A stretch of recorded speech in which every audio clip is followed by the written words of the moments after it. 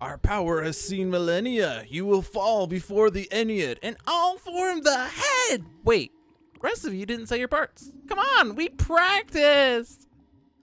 Hello, and welcome to Dolphin's Dive, the weekly strategically minded Sentinels of the Multiverse stream hosted by yours truly, Lou Dolphin.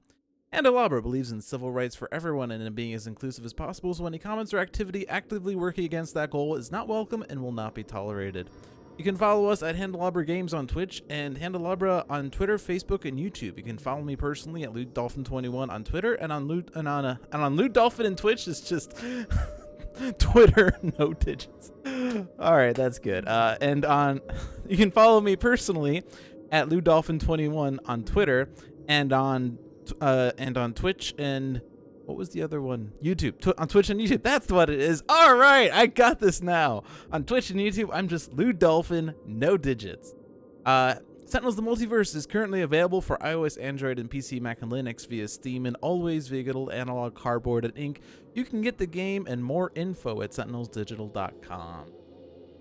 Whew, boy, I've had a crazy week. We had Christopher Bedell on 2 weeks ago. Yeah, 2 weeks ago was Christopher Bedell. It feels like it was last week. Time's just been flying by. We had Christopher Bedell on for the Handelabra anniversary stream, and then I had my stream as usual, except it got moved to Thursday at 7, which is where we will be for the next 2 months. And I would say foreseeable future, except the foreseeable future is actually just 2 months. But I'll be here at Thursday at 7 p.m. to do my usual weekly strategy-ness.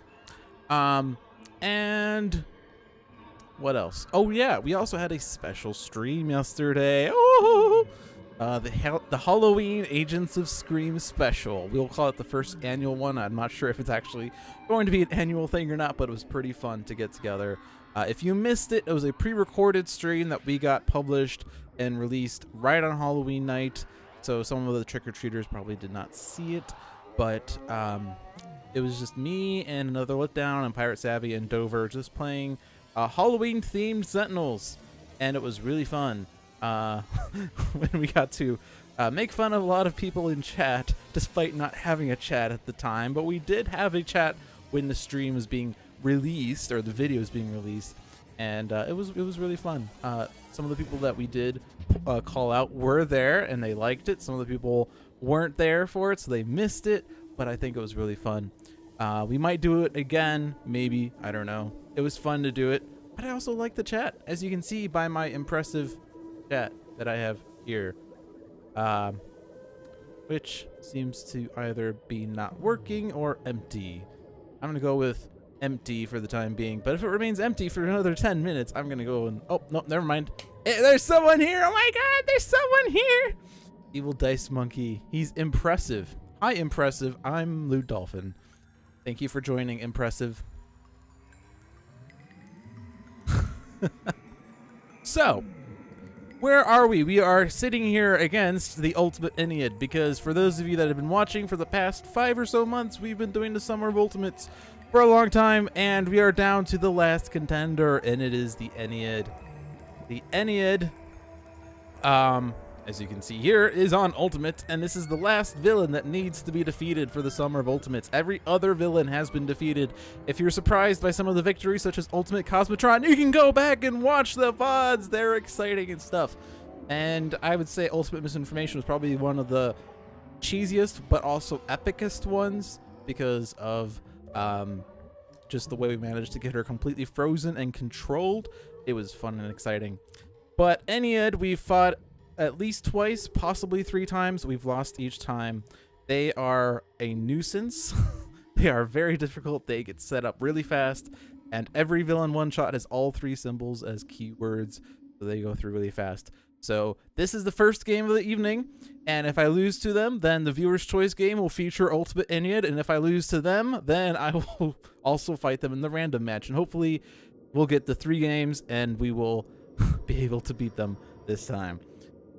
So, we also had in the past 2 weeks the release of the Void Guard, and here they are, sitting in front of you.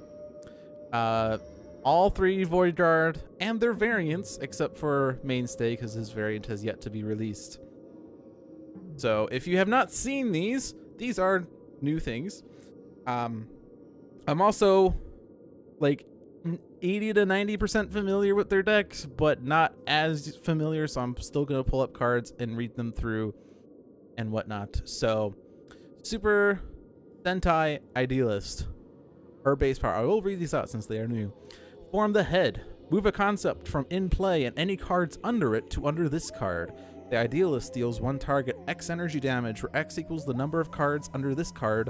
Destroy a card under this card. So this can actually get set up and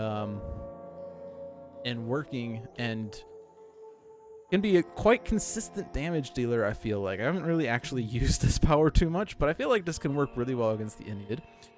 If we can get a massive concept underneath this card, and the monster of id is a concept that can go underneath as well, and it can be pretty cool. And then we have Malpractice Medico, red right hand, power. Until the end of your next turn, the first time each hero target would regain HP each turn, Dr. Medico deals one target that amount of energy damage instead. This power is actually, I want to say retconned, but I think it's not that right word. But the original version said, and it still says it on like the official Greater Than Games printed card stock, whenever a target would regain HP, or whenever a hero target would regain HP, Medico deals one target that amount of energy damage. But that led to infinite loops, and so it's been modified. Errata, that's the word. Yes, it's been errated. And then we have Cosmic Inventor Writhe, Mark II Shadow Projector. Draw 2 cards, select a hero. Until the start of your next turn, prevent the first damage dealt to that hero each turn. Very powerful card draw capability. And even though this doesn't get the Shadow Cloak as easily, you still have the damage prevention mechanic in a different form, I guess, for free. And it can be to any hero. And then we have Void Dart Mainstay. Mainstay deals one target 1 melee damage, then deals one target 1 melee damage. There's the straight up damage dealer. But is it straight up? Who knows? Alright, so if you have not, you can choose any character so long as it's the Ennead. So long as I'm starting to say that because it's a cheesy. So if you've not seen Ultimate Ennead, you're going to see lots of Ultimate Ennead tonight, but the advanced rule on the front side. At the start of the villain turn, the top card from beneath the Shrine of the Ennead is moved into the villain play area. As I said, they get set up really fast. At the start of the game, 4 enter play, and then at the start of the first villain turn, a 5th one enters play, in addition to perhaps another one from the card play.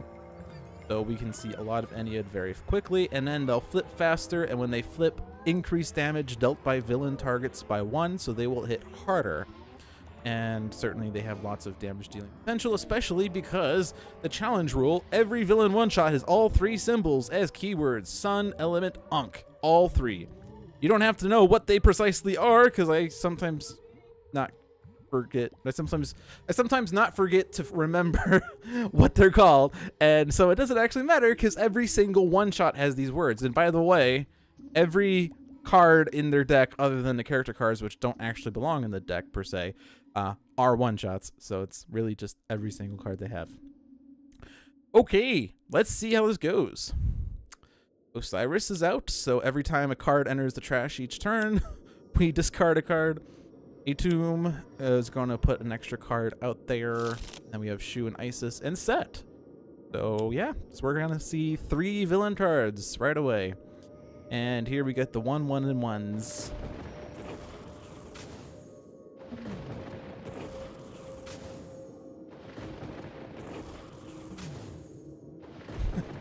I guess Set was chosen to be the first villain, so you weren't wrong. All right, so let's see if we can get a Tomb to trigger, and that gives me another Elemental Storm, so another round of 1, 1, and 1s.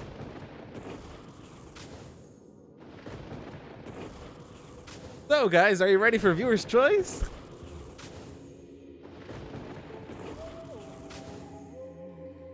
And then let's see, Set. Brave Beckons, which does. All right, so all the cards have entered play. So then we have discards, villain HP recovery.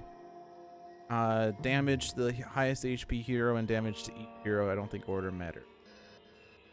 As a viewer, you choose for this first game to not end so quickly. I will try.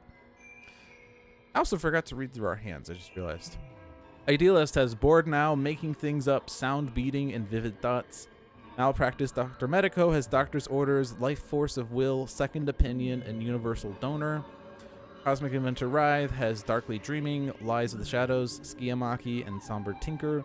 And Mainstay, Void Dart Mainstay, has two bad to the bones, headlock, and lonesome highway. I guess order could matter if we wanted to try to get Mainstay to be lowest, because his lonesome highway does have an extra effect if he is the hero character card with the lowest HP, but I don't think that would happen if I had ordered it correctly. I don't think board now is going to be used. I like the card.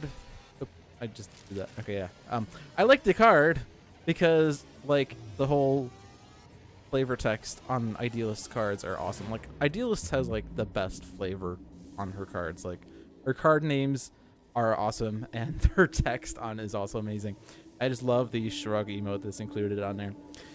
Or shrug text or whatever. But yeah, board now is one that like, I don't know. It's kind of like base power except it's one time, so I would rather use base power. I forgot about guys. No, I didn't. Why would I want guys? Lies of the Shadows could be useful. Darkly Dreaming is... This is useful too. I want that actually. But I certainly want this because this will give me the Shadow Cloak, which is certainly not as easy for variant Writhe to get. Somber Tinker doesn't have an immediate use, so I think, although I guess like Lies of the Shadows, I don't really want to destroy the Shadow Cloak, do I? So I'm just going to discard that one. Oh, but we're on Medico. By the way, we're on Medico. I don't know how I ended up on Writhe, but let's go here and do Medico here. Oh, Guys has the best flavor.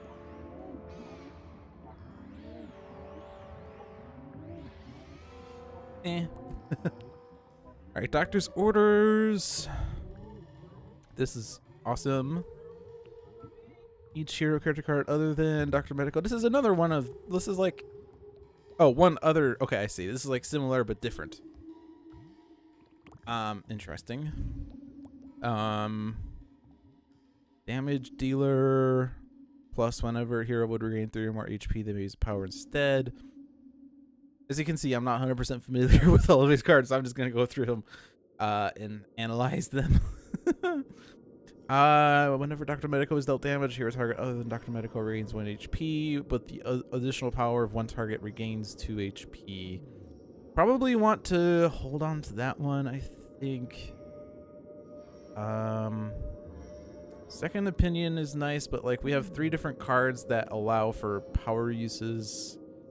I'm going to ditch Second Opinion, I'm going to say. But I probably should give this... I should probably go to the chat for a second opinion on that decision, shouldn't I?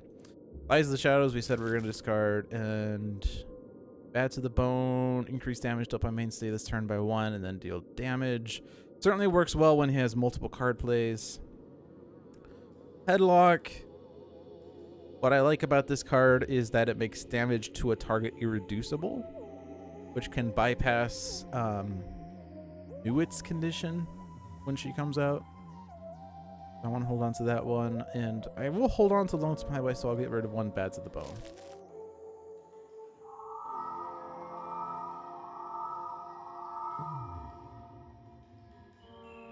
So considering that Osiris is going to have us hit ourselves multiple times, I think it's fair to say we want... probably want Medico. Also, yes, that's also going to hit us repeatedly. Having Medico's thingy that has HP recovery when he's dealt damage is probably useful. Because he's going to be hit. He's going to be dealt damage repeatedly. Normally, I would say set is my first priority, but Osiris is going to force us to discard many cards, so I think I want to take out Osiris. Vivid Thoughts is what can give me concepts quickly. Sound Beating would do damage, but I don't have a concept in hand. Making things up would also put concepts into play. I would have to discard 2 cards to do it, so I'm going to go and put Vivid Thoughts into play right now. Gives me a Hedgehogs and a Flying Stabby Knives. So certainly I want to put the concept in play first, and then the Hedgehogs. Because then once this card is done, it can go under a concept in play. And we'll prioritize Osiris, and then sets the second priority, I would say. And I guess the other card that was revealed was another Vivid Thoughts, so it's a sign that I played the right card. Flying Stabby Knives. And this is like, I just love how these cards are like, I'm gonna attack you with Flying Stabby Knives! Like, she's like not creative with names because she's not old enough to come up with clever titles. I don't know. Bet you didn't know I could do this! Slink, slice, shash, stab, ha! Destroy all cards under this card. The Idealist deals up to X targets 2 psychic damage each, where X equals the number of cards destroyed this way plus 1. So we can destroy this and deal 2 targets 2 psychic damage each. Or I could use the base power to move Flying Stabby Knives and the card underneath it. Deal 1 target 2 energy damage, destroy a card under this card, but leave 1 underneath, and then we'll have 1. I'm gonna go with Flying Stabby Knife. Some people have trouble with names. Flying Stabby Knives! I mean, you can't forget Flying Stabby Knives. That's Super Karate Robot! This Universal Donor, yes, that I want. So we'll put that out. So I could use this power to regain 2 HP, or the first time each hero target would regain HP each turn, Dr. Medico deals 1 target that amount of energy damage instead. So we could actually get set up for energy shenanigans. Yeah, let's do that. We're not really going to be able to heal faster than they deal damage anyways, so we probably should just go full steam ahead on the thing. All right, 1 target deals itself 1 psychic and 1 melee. That person is Osiris. And yeah, I guess I could have played that ongoing card if it was still in my hand. Shadow Cloak is in my deck. Floaty Stabbing Knives. Yeah, draw 2 cards. The Cloak Projector and Umbral Siphon. Alright, that's actually good. The Umbral Siphon is going to be very useful on the flip side, because on the flip side, at the end of the villain turn, each villain target regains 2 HP, and so we can sort of do reverse damage with the Umbral Siphon. By reverse damage, I mean I'm preventing HP recovery, which is essentially dealing damage if I know that damage is going to be a thing. Cloak Projector also reduces damage dealt by a target by 1, so both are very nice. But anyway, who wants damage prevention? Mainstay wants to be dealt damage to be lower.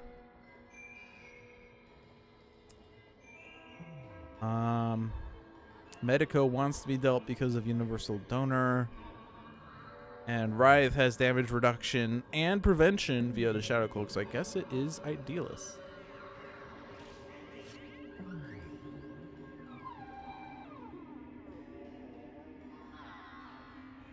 So I'm not currently the lowest. Could do bad to the bone, and then I could do 7 damage to Osiris. Could headlock. Just in case Knew It comes out. I think I'm gonna hold on to that. I'm just gonna bat to the bone.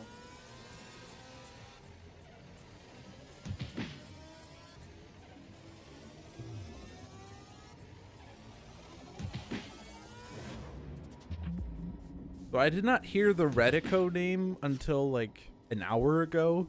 I kind of like it, honestly.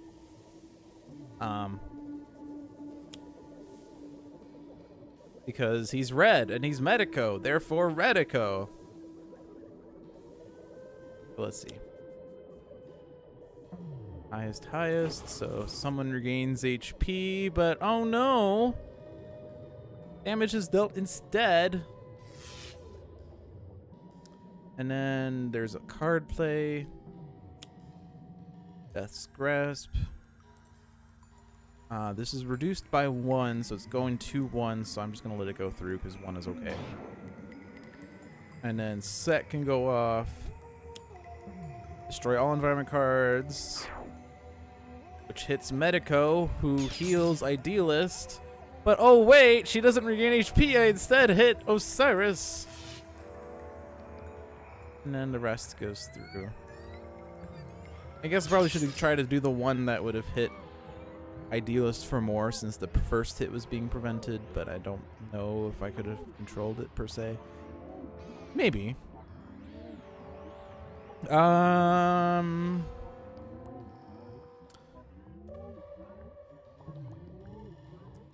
still think Vivid Thoughts is, I mean, like, making things up and Vivid Thoughts do different things. Making things up is great if you have a big hand with concepts, because you could play any number of concepts from your hand.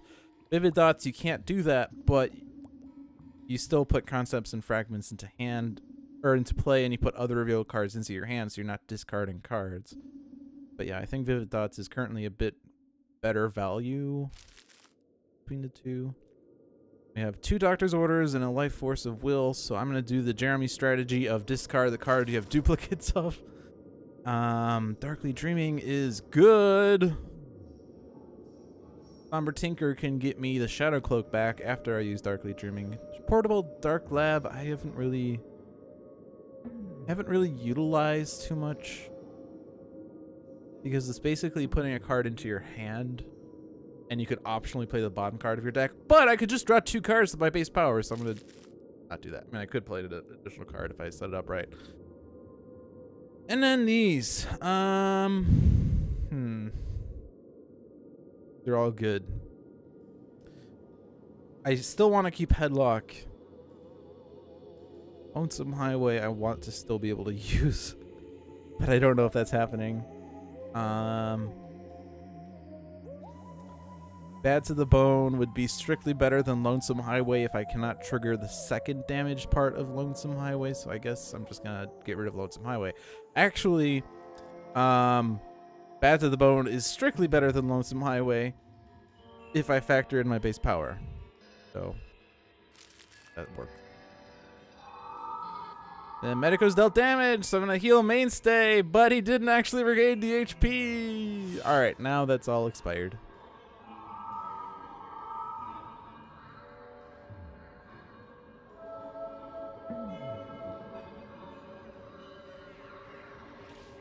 Who is considered to have the most cards in play? Yeah, this could have hit Idealist. Hit Medico. And heal Writhe. And then everyone gets hit. Heal Writhe. Let's see if we can get Medico, or if we can get Mainstay lowest. Now that I discarded the card, that would have liked that. Heal Writhe. What made me decide to try with the Void Guard this time? Because I wanted to. I don't really have a good reason. I just wanted to play with the Void Guard. Because I didn't do it in the first game last week. I instead went with Dark Watch. Vivid Thoughts! You get the giant floaty head! And Karate Robot! Sound beating. I love the giant floaty head. I can't not play giant floaty head without going giant floaty head, flying stabby knives, karate robot. I don't know. I always feel like Idealist would just like shout out these words as she's doing damage. And then this will do most damage to Osiris.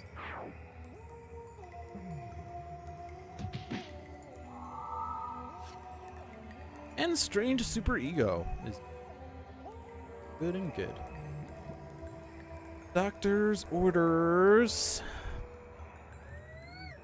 I think we could actually get this set up to take out Osiris if I do this. Heal myself 1 energy, except right red right hand. Sorry, I keep wanting to say right hand man, but that's not what it says. Red right hand would then trigger. And then one character would regain 1 HP except 1 damage is dealt. 2 HP is regained except 2 damage is dealt. Osiris is down to 3. I guess I'm not actually. Can only get you down to 1. But Life Force of Will would do that. I'm gonna do that. Life Force of Will. Yeah. And then damage. And then right, yeah. And then alright, so I already used it on Idealist.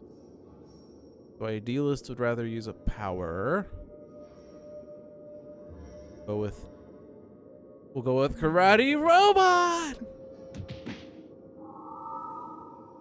And then Writhe will regain 2 hit points. Oh no, you can't. And then Void Guard Mainstay will use a power and we'll hit Osiris, and now Osiris is gone, so we're no longer discarding cards. Yay! And now Set's our next priority because we can get 3 cards. Alright, and then I can use this on myself because I'm the only person who has not used the thing yet. Although I guess Mainstay also hasn't. But that's okay. But yeah, I think we're going to focus on HP recovery at this point, maybe. I don't know if we can last. Alright, Shu does... Yeah, there's HP recovery there. So if I do Umbral Siphon, then I'll do 2 damage plus stop Set's HP recovery, which will basically do another point of damage. Darkly Dreaming would involve dealing each non-hero target for 2, and I could destroy the Shadow Cloak, but then I lose the Shadow Cloak.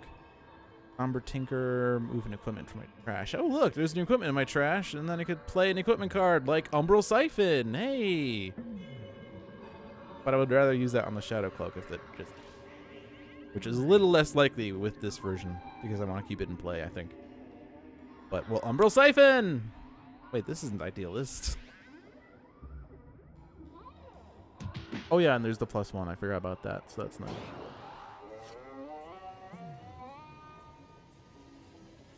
They fare well because they're potent individually. Yes. Are we talking about Prime Wardens? Oh no, that was the next comment. Yeah, like each Void Guard member is individually good, which is why all 4 of them together are very good. It's a little different than like Prime Wardens that play well together, they combo well together, whereas like the Void Guard are all good.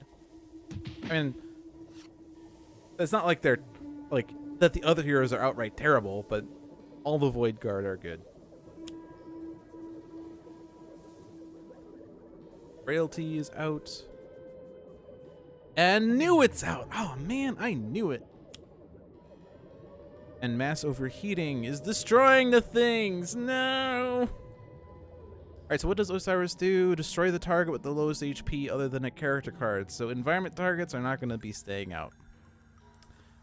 But yeah, we're losing those. No, Shadow Cloak. No. Can do an HP regen on Idealist.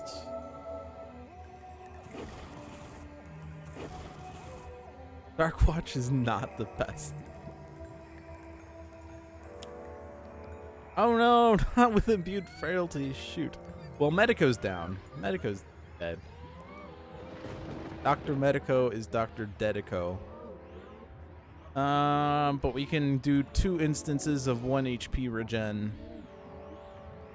And I'm going to throw them both on Idealist because I am quite the Idealist here. I think that was a bad time for imbued frailty.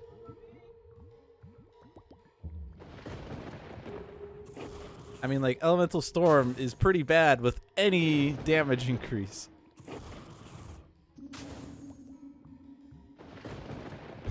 Because parse makes everyone better. If you can parse that. Alright, Set plays Mass Overheating! This is what makes, like, Ultimate Ennead rough, is that if you get Set in a tomb right off, like, you're getting 3 card plays every round. Plus Osiris, so you're discarding a card every round. Oh. Oh boy! Writhe is gonna survive. For 2 seconds. And then Set takes him out.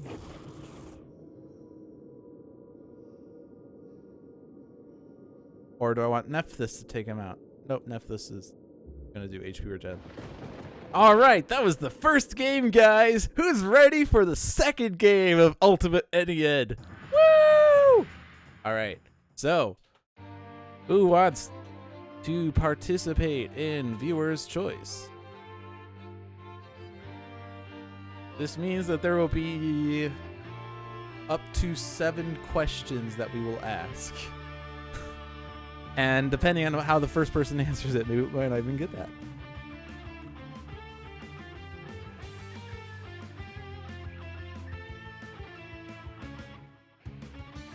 And we're already at 6. All right, I'll add Vulnerap to the list. I think, no, actually no, oh, 7 was the number, right, 7, all right. D-Man, 3, 4, or 5 heroes. And Evil Dice Monkey, choose hero number 1. Donvar, choose hero number 2. Missing number, choose hero number 3. Rubber Rats, I will, oh, 4, all right. Choose hero number 4. Daisy C, choose the environment. Vulnerap, coffee or tea? Famous, Pepsi or Coke? All right, Ultimate Ennead.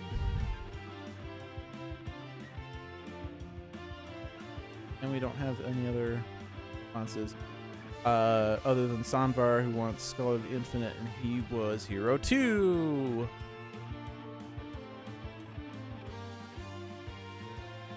Rubber Rats as hero number 4 wants Termi-Nation. A bold strategy, Cotton. Let's see if it pays off.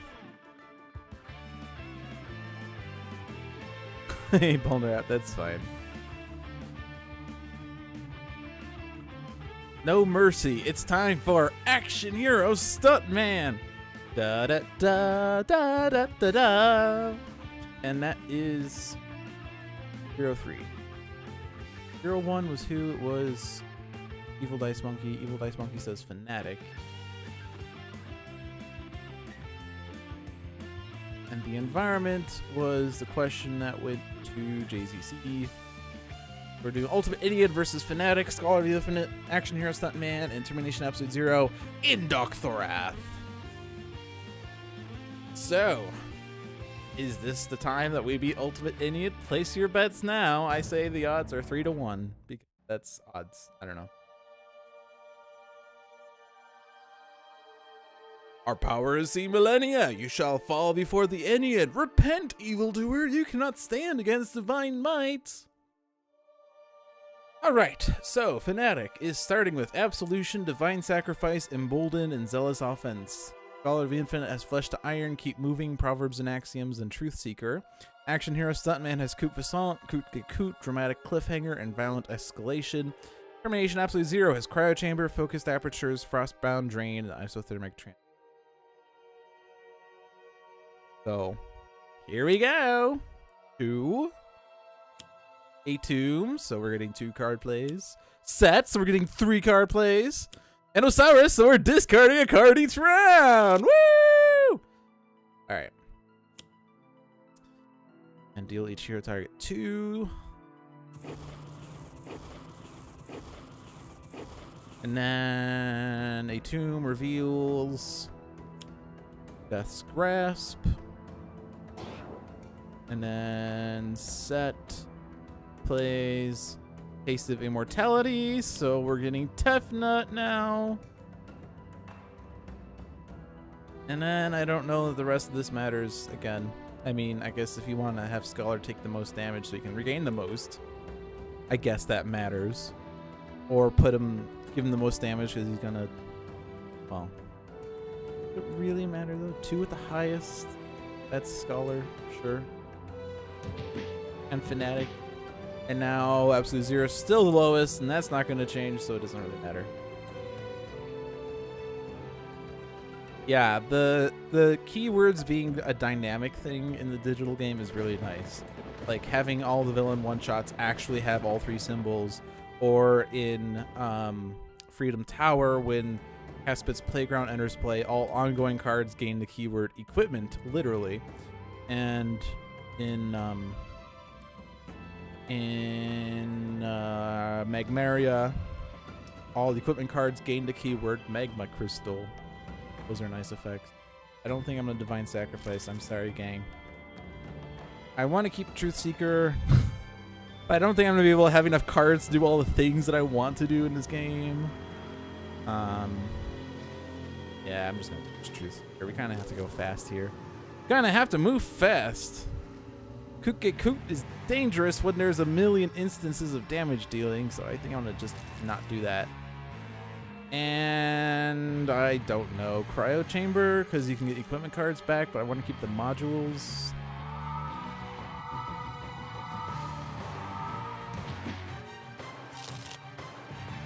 All right. Now we go ham. Who would like a second power? I guess if I had kept the thing with Scholar, I could have done that, but that's, no, I'm not doing that. Move fast? Why didn't I pick Why did you pick Tachyon? This is viewer's choice. Blame the viewers. I'm just doing what they told me to do. 1 extra point of damage will be done with Absolution. No other hero right now has a second power, so emboldening doesn't seem wise. And Zealous Offense, actually, why did I discard Divine Sacrifice and not Zealous Offense? I guess because I'm not using Divine Sacrifice either. Aha! Absolution. Because Zealous Offense is only going to be useful to stop the environment from dealing damage, but I probably want them to deal damage because they'll hit the Ennead for me. I chose bad viewers. Alright, that's it. We're not doing Thursday nights at 7 p.m. This is a bad group of people. We're going to move it yet again to Wednesday at 9 p.m. Hopefully we'll finally find a group of viewers that are able and willing. I think I need to use Proverbs and Axioms. Ideally, I would put out... Actually, screw it. I'm not going to flush to Iron. I need to move fast. I'm going to do Mortal Form Energy and Proverbs and Axioms. Because I have to move fast. Hey, that was not super exciting. Scholar's going to regain HP and damage Osiris. Fanatic will deal herself damage because she is a Fanatic and absolves. Termi-Nation absolute 0. If he had a means of doing things, he would probably use Violent Shivers out of turn. But he doesn't, other than Frostbow Drain, which will hit himself for a bajillion, so I don't think so. Gonna regain the 2. Stuntman could increase damage dealt by 1 and play a card, but he could also do that his own power or his own turn. So that doesn't seem.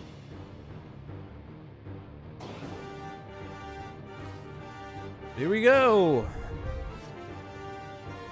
Know when to turn loose.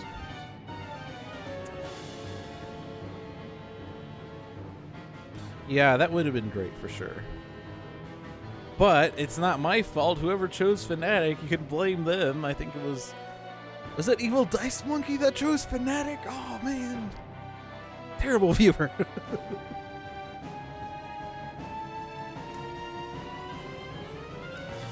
Do I want to dramatic cliffhanger? Because I could certainly dramatic cliffhanger to use my base power for another damage increase and then play Violent Escalation at that point.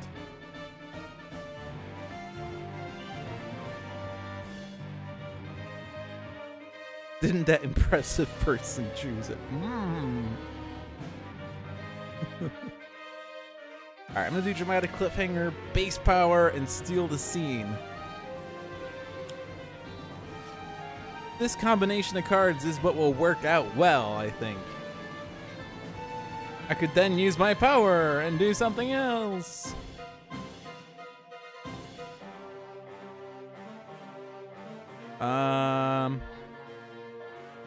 I will Steal the Scene to deal damage to Osiris. And now we use my base power. If only I could then play Steal the Scene, but I can't. I will instead play Violent Escalation. And then I will hit Osiris. And I will hit Set. And I will hit a Tomb. See, we're going along really well because we have Stuntman. See? And Osiris is all like, hey, buddy. Why not Coupe Vissant?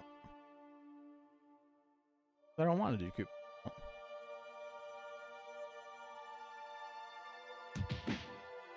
I wanted to make sure I was doing it right. I don't want to do that one just yet.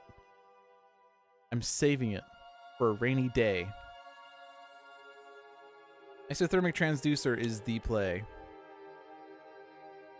Oh, I thought I had a null point, but I guess I had a focus tap.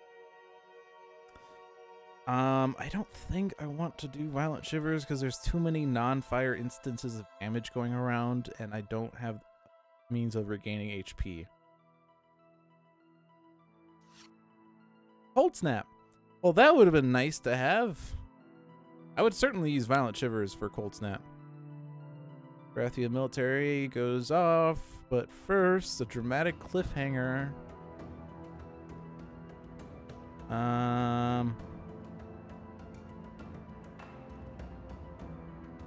I will destroy it. I will draw moving target. I mean, when Stuntman is dealt damage by a villain's target, I have to destroy this card and then use a power. I could just keep I could keep piling on my powers. I will use a power, increase damage, play Steal the Scene, and then I will play Coupe Vissant. See, I had an action behind my madness. Action, by action I of course mean method behind my madness. See, now Osiris is gone after one round. All right. If we can take out one Ennead per round, we could probably keep even with their advanced rule. Oh boy.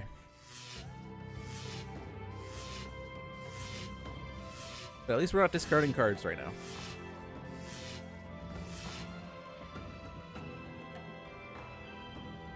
Isis is out. Baratheon Military is gone. Taste of Immortality is out. Nephthys is out, so the last one is Nuit.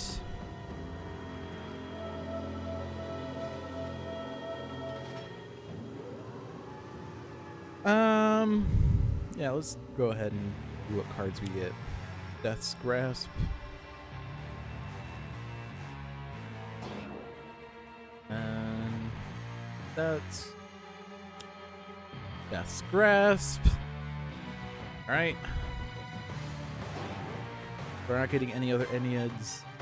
Nephthys does fire damage.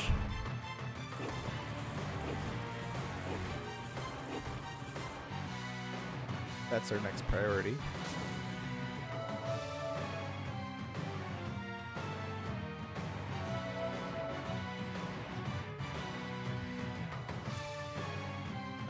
Alright, so then we have lightning damage, we have HP regen, melee damage, infernal damage, and melee damage. Melee's the lowest, infernal to the hero with the most cards in play, which is everyone. And then the two with the highest. Currently, Stuntman and the rest of this actually matters.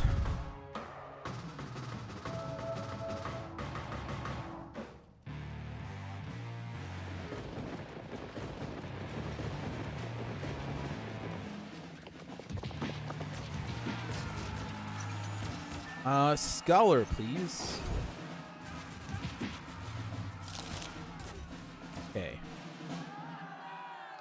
So, Steal the scene? I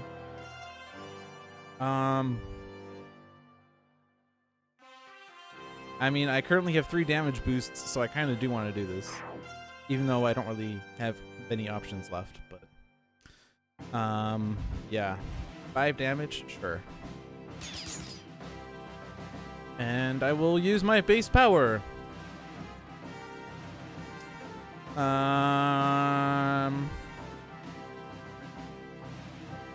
I might as well. I'm just gonna skip, I think, on my actual turn. This cards. Alright. Embolden, we don't have enough extra powers. I guess we do have a bring what you need. And Scholar wouldn't mind being dealt damage. Zero still doesn't have an extra power. I guess, I mean, Sanctifying Strike is boring, but it does 1 point of damage. I'm just gonna do that. I'm gonna do the card that does damage because that's certainly the best card. And then I'm gonna do Radiance. I could hit Absolute Zero with the fire someday if I want to. I don't think the day is going to happen. Oh man, I have to discard.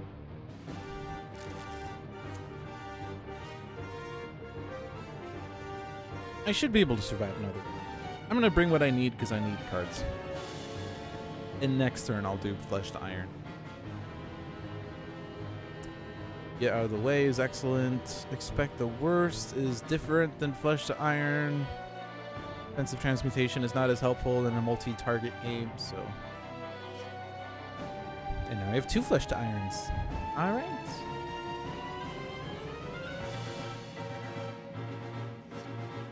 Well, here we go. Skip, Pistolet Bitrudor, and Training Montage. Alright, that's something. Cold Snap. But I'm not gonna use my power because I'm at 9 HP. I don't have HP regen.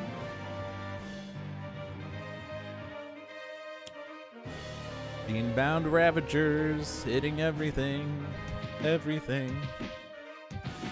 At least more damage is being dealt to the villains than the heroes. I call that a win. I call that a net positive. And now what, Ennead, are you getting? Knew it! Aw, man, I knew it! Brave Beckons, destroys nothing. And Mass Overheating destroys equipments, of which we have 2. Fortunately, the fire damage I can't transmute now.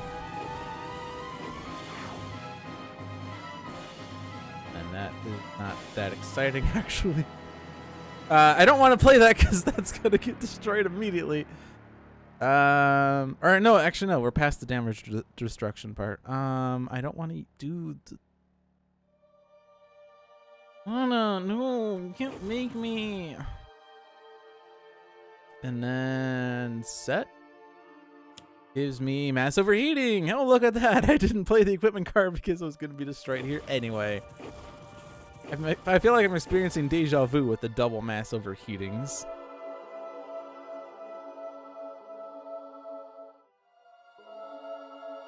But I'm pretty sure that Absolute Zero is down. So actually I should have chosen the order better because if Absolute Zero is going down, then I should have had Death Nut go off. I guess still gonna go off. Oh, yeah. Okay, good. Damage is being used correctly. If your equipment already melted, can it melt even more?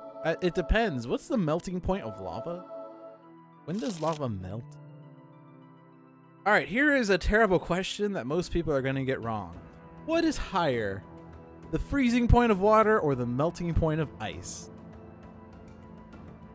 Hint. This is a trick question.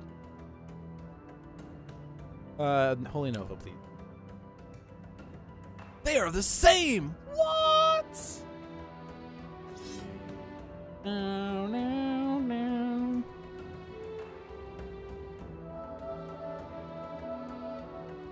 Yeah, I wish I could hit set. And since I lost my absolution, I think I'm gonna use my base power. I knew it because I can't do anything else with it.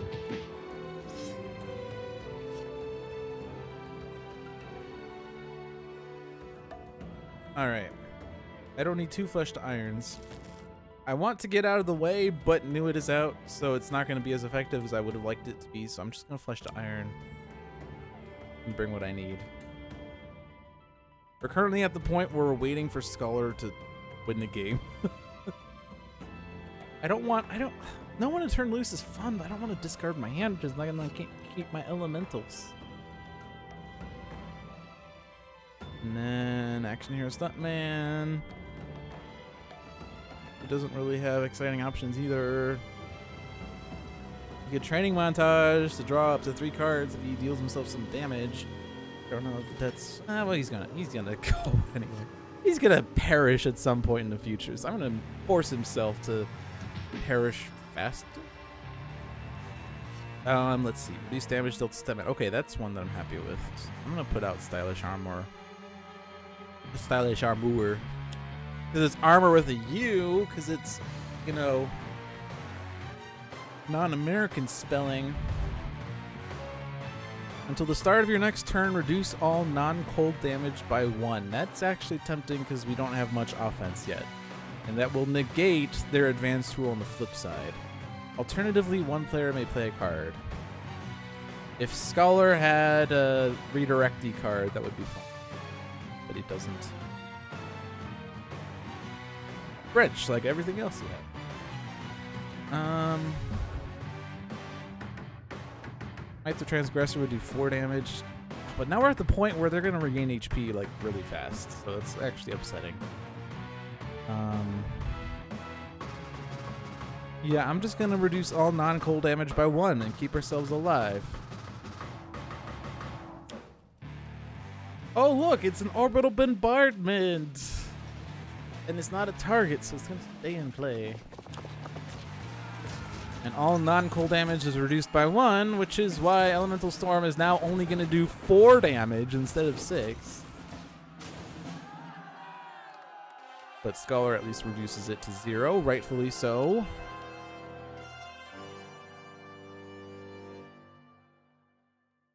Oh yeah, and Stuntman too. Well, except for that one. Ow. And then a Tomb, Burst of Flame, that goes past the damage reduction part. And then Set, Death's Grasp. If only I had a Wrathful Retribution, this would be great.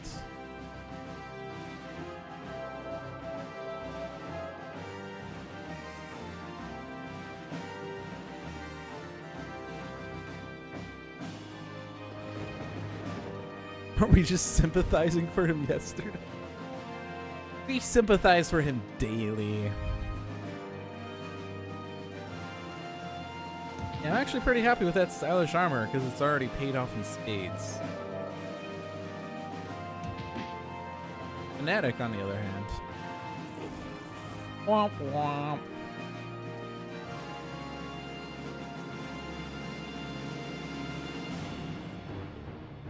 That finishes the villain turn. That's the good news. Well, not really, because we got the end of turn HP regen.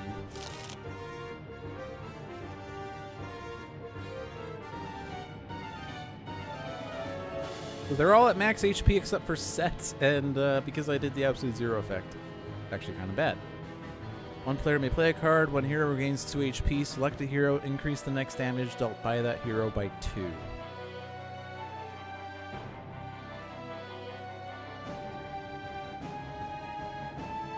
Well,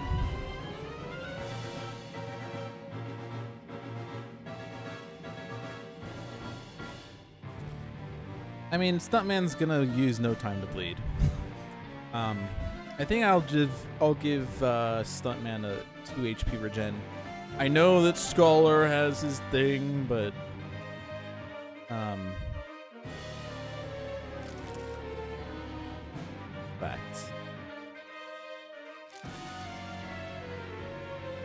he's gonna expect the worst, so he doesn't need the HP.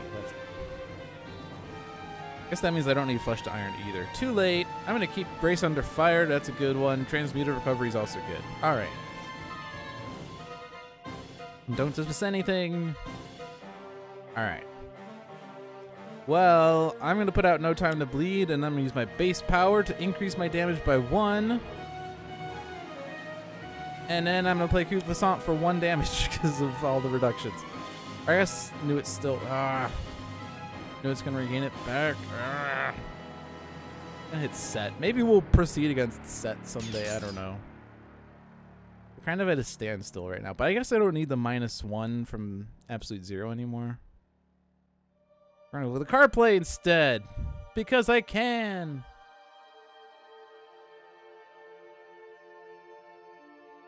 You know what is a good time right now?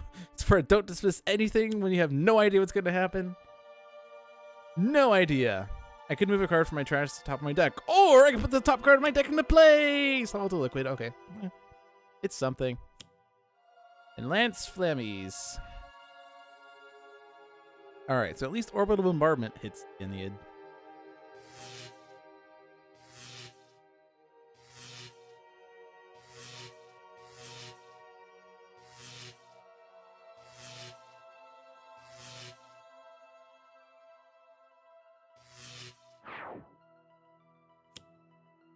And Freedom Fighters hits the Ennead.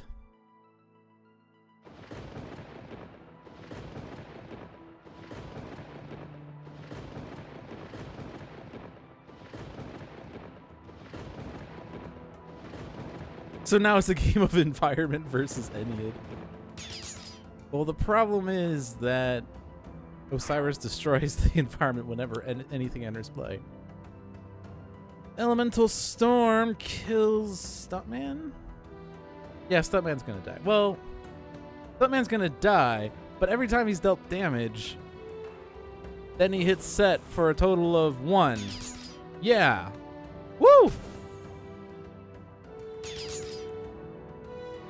And then card play. Uh-oh. Alright.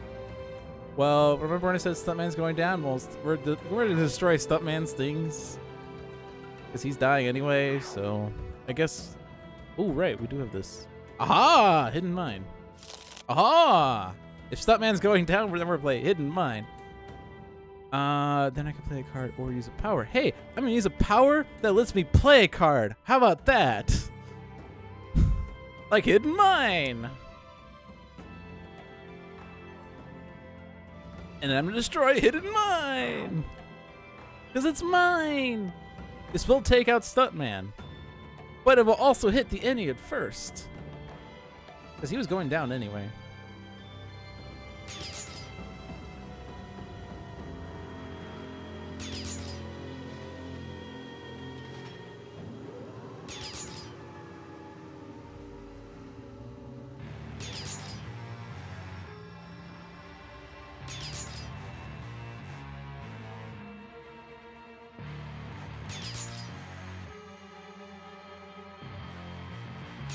Yippee-ki-yay, mother trucker. I like that. Alright. And then that's 0. And then sets goes off. Desert's Wrath, which destroys nothing. And that's 0. And HP regen.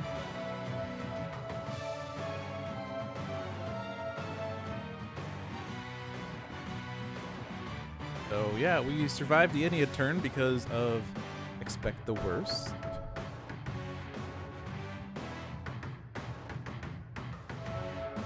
Hey, another letdown.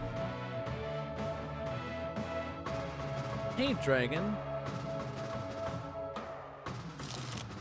How's everyone doing? Everyone's dying mostly.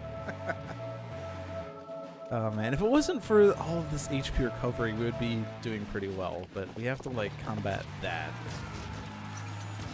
Play a card, regain HP, increase the next damage dealt by the hero by 2. Well, because we actually have Solid to Liquid, we would probably want to do the HP regen part. And I do have an Expect the Worst and a Grace Under Fire and to get out of the way that's going to do 0 damage to most things. Draw a card, use a power, 1 hero target may deal 1 environment target 2 melee damage. The environment target dealt damage this way deals each non-environment target 1 melee damage. That would actually be a pretty nice effect, except we can't keep environment cards for the time being. But yeah, power used to give Scholar more cards wise, and then there's a card play there. So I don't need to expect the worst on Scholar's turn, and I don't need to play a card here either, I don't think. I want to play Grace Under Fire. I guess I could use Transmutive Recovery instead of regaining 2 HP, so I'm gonna do that. The Transmutive Recovery, because I regained 3 total, and then I get set. And it's probably better to do this now because I don't know that I'm gonna keep Solid to Liquid out. I have to discard 3 cards for it. Don't dismiss anything as a dangerous card, and especially not as good now there's only 1 hero, but I could use it to get cards back from the trash, but I don't think I need that, really. Card, don't dismiss anything. Card. Get out of the way. Oh, and I still have this one. Okay, that's good.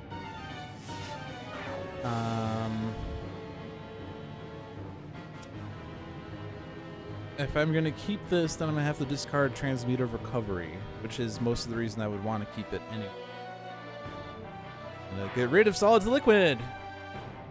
Now, Grace Under Fire hits set down to 4. And I've discarded 2 cards, so I can deal 2 damage to set. Not enough to take him out, though, but I have to try. Plus, I'm getting another power. Or no, I guess I could. Or no, because this is going to reset now. Oh, poop. Because I could have Stuntman let me use my base power. Except now I've discarded 0 cards since the end of my last turn. No! Oh, but there's another Grace Under Fire. Transmutive Recovery. Okay. I'm at 13. Could I survive without expect the worst? I mean, they have a +1, but I have a -2. I should be able to survive. And I do great offense.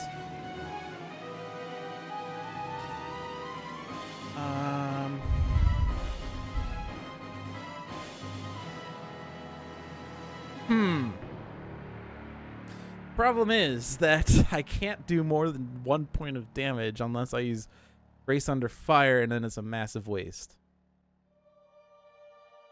Which is a damn shame. Proverbs and Axioms I could use to regain 2 HP and deal 1 to set. Transmutive Recovery I can regain 2 and then deal 1 to set. Expect the worst would just be 0 flat out, and then I would regain HP on my next turn, and blah blah blah blah blah.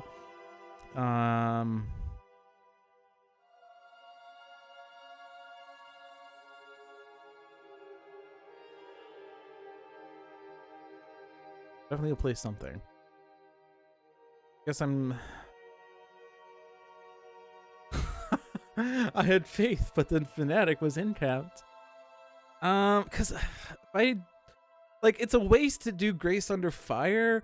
But at the same time, like, if I don't Grace Under Fire now, then I'm going to have to do it next round because he'll have regained 2 from the Ennead card and 1 from Knew It and then 1 from Taste of Immortality. Oh, no, they've all been played. All right, fine. Oh, no, Shu regains 1. Oh, Knew It only. Oh, no, but Nephthys. Okay, so they'll regain 4. Oh, no, he'll regain 4. So it's a waste, but it's sort of preventing him from getting more HP. Plus, then I could get the free card play. I hate doing this. I don't like wasting damage like this, but I need to get rid of set so I can get extra card plays on the Ennead's turn.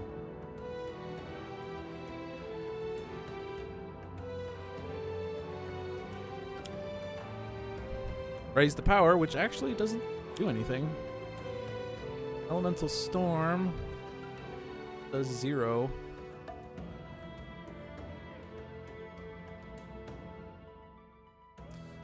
And then, now here's a dangerous proposition. Do I go for card plays? Because if Ancient Magics gets played, then all of Scholar's cards are gone. But I guess I want to go for all the other options first. It's not wasting damage, it's inflicting damage you should have inflicted on him the last game. Yeah, but Scholar wasn't there for that fight, remember?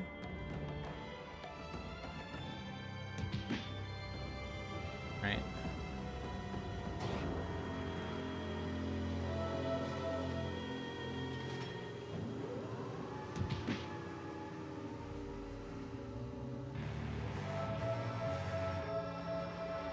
And now we're gonna get Tomb's new card play, and then we're gonna get Scholar's new card play. Blast of Flame, that's good. And Scholar plays Mortal Form the Energy, hello! And the Thorathian military, but the villains are immune to it. Oh, well, I guess we're not getting the Thorathian military after all. In fact, we're never ever gonna see an environment target stay in play, because Set puts it into play and Osiris destroys it. Although I guess with Authority Ziggurat, we could actually, with more environment targets. One player plays a card. We are certainly gonna do that and Transmute Recovery. And now Nuit's the target because we have to get past the damage reduction.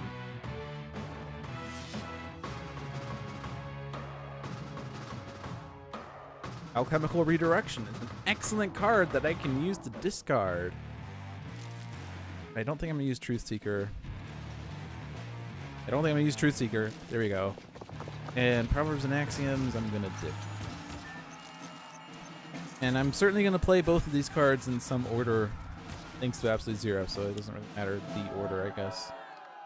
But I'll do that.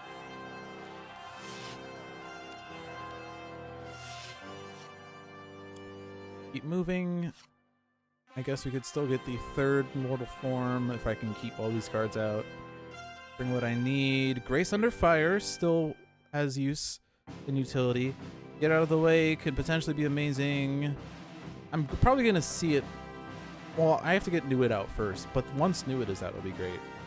But I'll get no one to hold fast because I need cards, actually. And there's the other Mortal Form. No!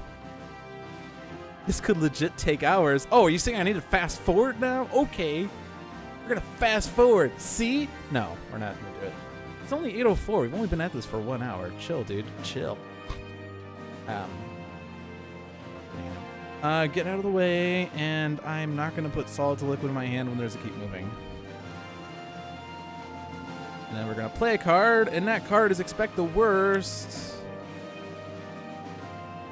No, it's 8:04 for everyone in the world right now. Freedom Fighters hits the Ennead. Genebound Ravagers hits the Ennead. All right, now we are actually going to have 2 environment targets, so one of them will stay in play.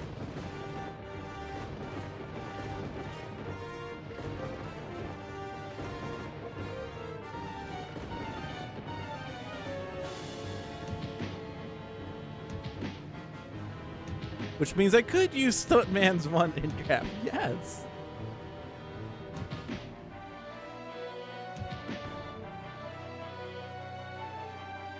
All right, now Set plays Rise to Power, which plays Sun's Fury, which does 0. No, oh yeah, no, we'll do 0 because of Expect the Worst. And then save a Tomb for last.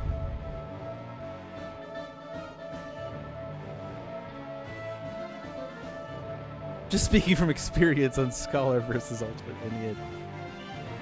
Fair enough. Oh, I guess one of these are considered to be the second highest. Oh well. Uh-oh, and it's gone now.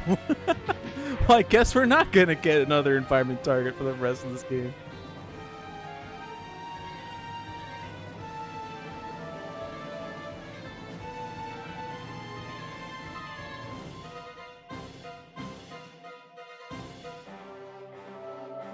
And now we're gonna get a Tombs card play.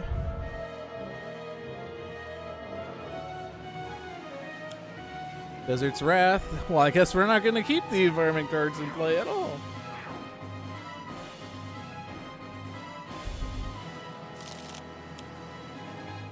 Alchemical redirection. An orbital bombardment, which, hey, stays. Ancient magics. All right, well, alchemical redirection for surezies. Flesh to Iron needs to stay in play because I do not have any other means of damage reduction. I do have Keep Movings, but I have a deck that's bereft of Flesh to Irons because I discarded the other two. So we're keeping one Flesh to Iron. I would like to keep Expect the Worst if possible, but I also don't have a replacement for Bring What You Need, and that's like my best means of keeping ahead of the discard train. So I guess I'm going to get rid of Expect the Worst in Immortal form.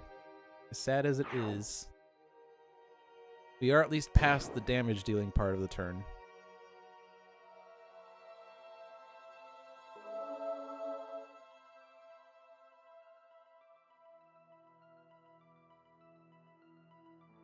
Play a card.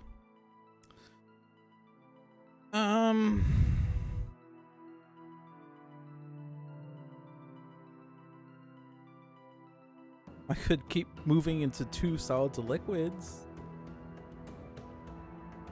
I don't think I want to do that though. I don't really have HP regen. We'll play, yeah, we'll play a card. We'll know when to hold fast. That's what we'll do. Keep moving. Defensive transmutation. Know when to turn loose. Solid to liquid. Know when to hold fast. That wasn't really what I was looking for though, but okay. Then I discard 2. The deck's gonna shuffle soon, and then I could keep moving. So I'm gonna get rid of Mortal Form because I'm not gonna play it this turn. Get rid of Solid to Liquid because I could potentially keep moving for all of those. Now, actually, if I know when to hold fast, my deck will shuffle, and then I could keep moving into Flesh to Iron on like. But not on that turn, but on Absolute Zero's turn.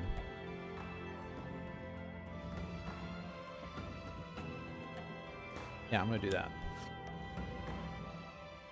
I don't want to do these things right now. I could do like I could do the thingy that I like doing. I could do the thingy that I like doing. What that thingy is. One hero will bring what he needs. No one to hold fast and don't dismiss anything because alchemical redirection is dumb. Play card. Keep moving into Flesh to Iron. DR of 4 will save him from everything. And this card is Grave Beckon, so we'll survive that, and then we'll go past the damage part, so I don't need to worry about getting ongoings destroyed immediately. So what do I want to do now? Race Under Fire is going to do 7 to new it, and then Orbital Bombardment will do 4, so she'll be down to 11. I could do like keep moving into Mortal Form, keep moving into Mortal Form, play Immortal Form, and then perhaps Ennead will have me play an HP recovery card, of which I perhaps have a couple, and then that would be fun. Maybe I'll do that. Let's get all of the HP regen. Oh, that's a good one.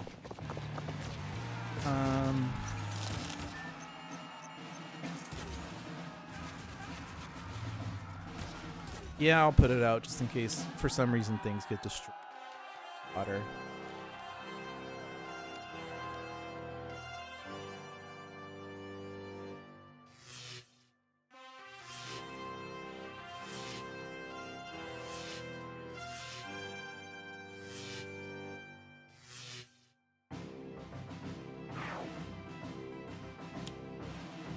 Wrathian military. See, the nice thing about Doc Thorath Capital, I want to say Doc Thorath is probably like the best kind of environment for the Ennead because they hit everything for 2 repeatedly. Normally, Doc Thorath is kind of rough because like your heroes keep losing HP repeatedly, but with the Scholar here, you can tank things. You could actually keep ahead of the Thorath brigade.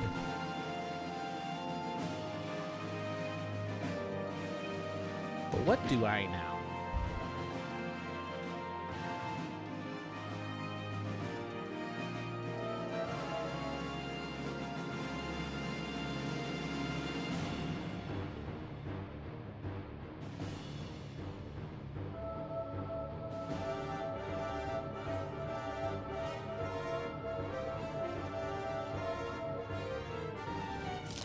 Oh right, Set can't, or a tomb can't play a card if the deck's empty. I forgot about that clause.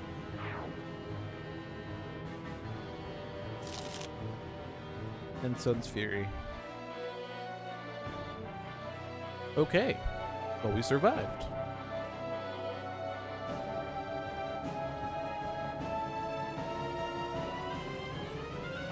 And I totally forgot what this card was. Truth Seeker. Okay, I will take that for free.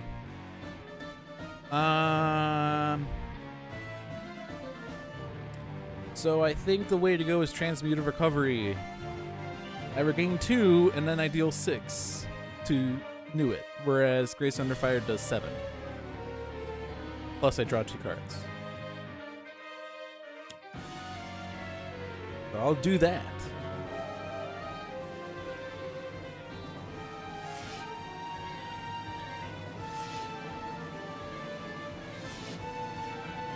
Know when to turn loose. Expect the worst.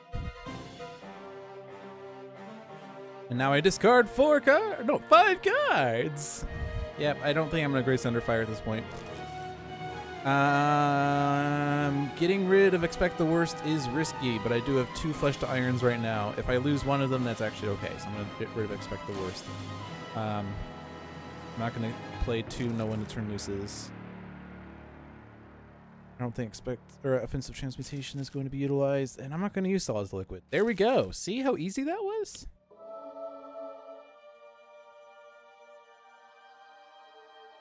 Keep those. Oh, right. Keep those in hand so I don't accidentally play them from set. That's actually a smart strategy. See? Sanvar is smarter than Blue Dolphin. That is true. I should have remembered that part. We've had that issue in the past. But, you know what card I still have? Actually, it's a card I don't want to play right now because...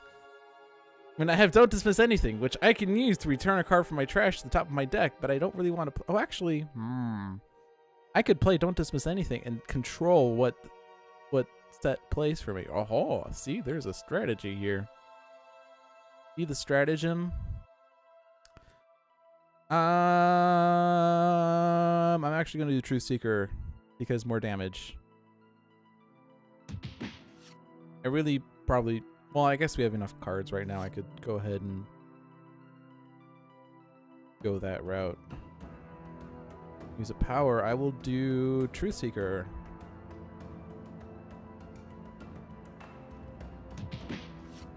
So now when Set plays my card... But the problem is he doesn't play my card until after all the Ennead effects are over. This would be pretty fun to like get New It out early, but no, well, Don't Dismiss Anything, and then we'll move card from your trash. That card will not be Know When to Turn Loose. Fun fact.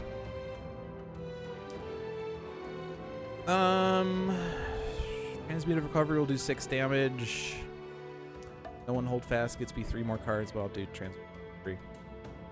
Has HP and cards. Abject Refugees, which is not going to last for very long.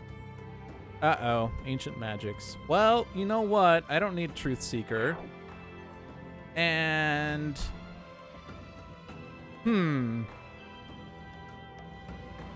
I have a Bring What I Need in hand. I'll just go ahead and play it. Sacrifice one of my 3 card plays to do that.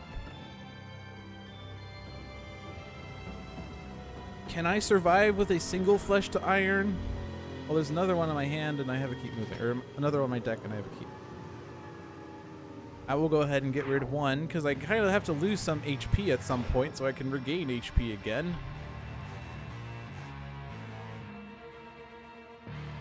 And before all my cards get destroyed because the second Ancient Magic gets played.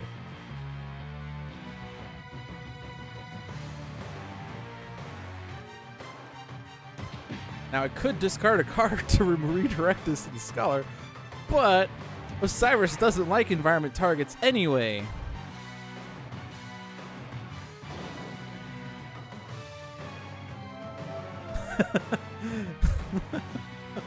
Go Jay-Z, stand down from the guys fandom.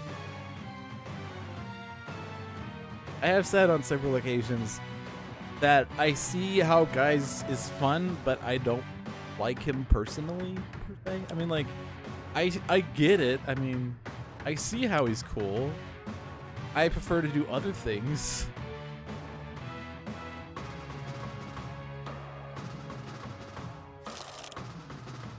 Oh my gosh, transmuted recovery. I had no idea.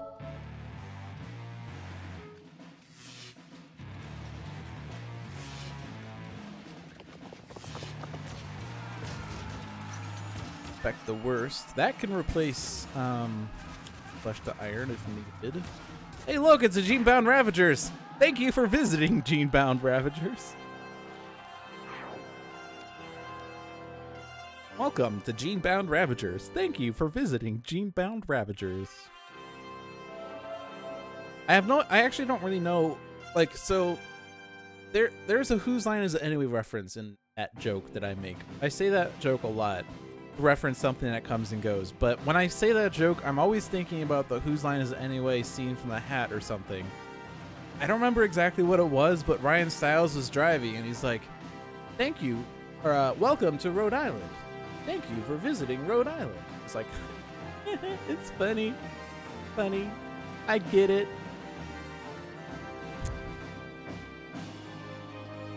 Okay.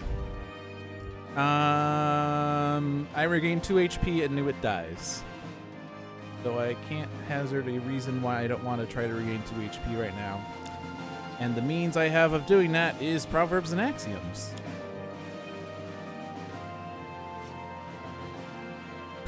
Deadpool references a lot of things, but references are not jokes. They are joke adjacent. Oh man.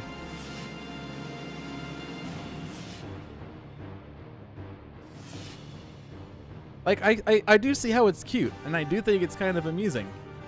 I also don't really, like, I don't know. I mean, he's cool, I guess. Alright. Now I can get out of the way. And if I'm getting out of the way, I'm gonna be safe on HP. So I don't need to really worry about base power or other.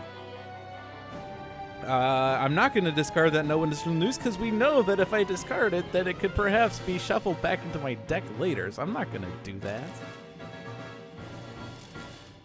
I'm just gonna discard several things. Grace Under Fire is going to be losing power gradually.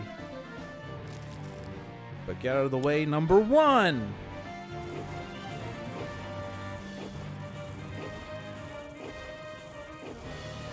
I read 6, and now I can deal 18 damage.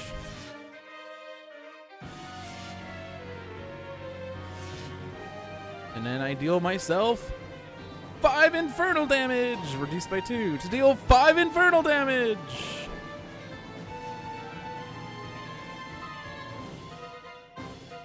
And then I'm gonna go ahead and use the card draw part because my base power would only do 1 damage, which is lame. And I'm gonna play a card, and that card is Get Out of the Way!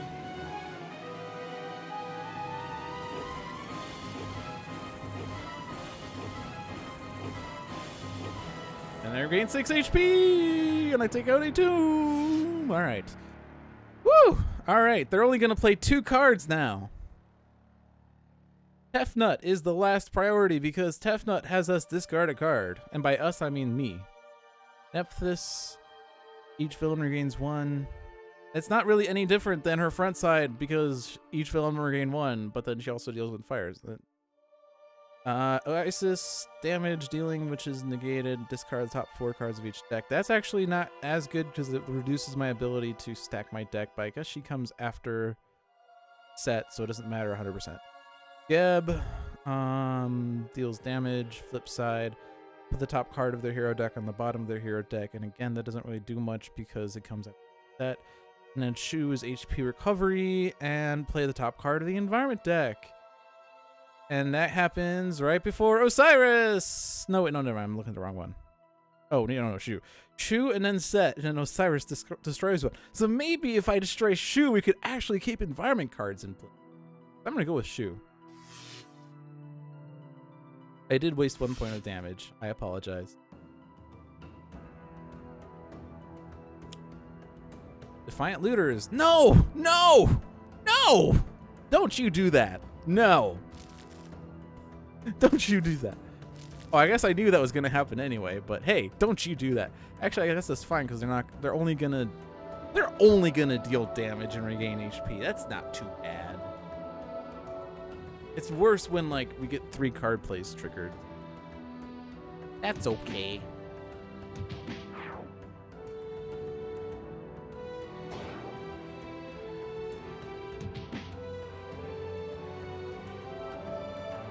They are defying me. They are rather defiant.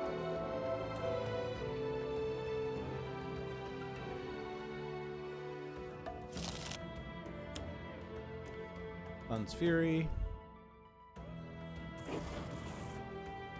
I do actually kind of like a Tombs Incap right now because I think that it will drastically reduce the chances of ongoing destruction. I mean, granted, if I know that both ongoing destructions are in the trash, then I don't have to worry, but I mean, like, they only have 2 copies of that in their deck, and they have 24 cards. So, like, the chances of not seeing one is 22 over 24 times 21 over 23, which is, like, 4%. I just made that up. I mean, well, not the 22 over 24 part, but did I actually get that right? I'm gonna... that's... Oh, that's not the math either. I don't even know what's happening in the game because it's minimized right now. It's an 84% chance of it not happening, which means it's a 16% chance of it happening, which is a lot higher than I thought it was. Oh well. Yeah, so what happened? Because I didn't see it. We got an Elemental Storm, which did nothing, a Sun's Fury, which did something, and Scholar got an Alchemical Redirection. Great. Okay. I could get out of the way again.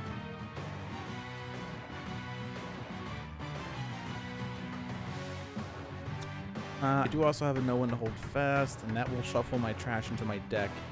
So I could shuffle my trash and then get, like, things. Yeah, I'm gonna do that because I'm weird. No One Hold Fast.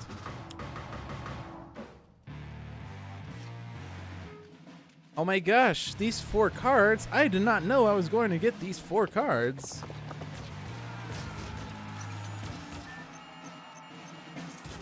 Redirection is normally a great thing, just only if there are other targets. Alright, get rid of that one. I don't need Expect the Worst. We're doing. Not Grace of Fire. Hold on to the No One to Turn Loose. Don't turn loose the No One to Turn Loose. A Solid to Liquid? No. Here's what I'm gonna do now, because I'm weird. Keep moving into Solid to Liquid. What? I thought you didn't like that card. Get out of the way!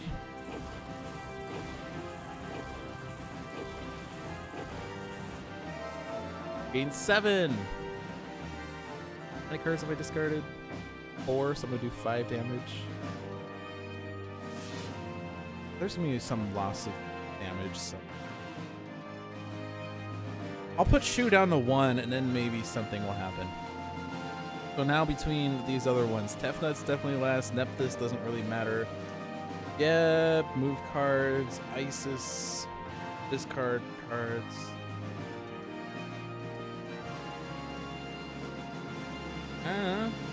Which one's actually getting past Flesh to Iron? Isis. And Geb. Okay, that doesn't help at all. We'll hit Geb. And base power.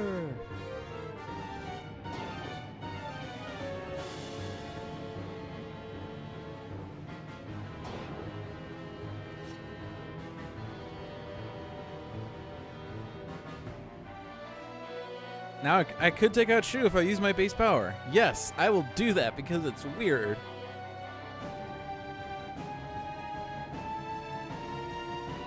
All right, we're down to 4. Play a card. Might as well make most of my transmutive recoveryness.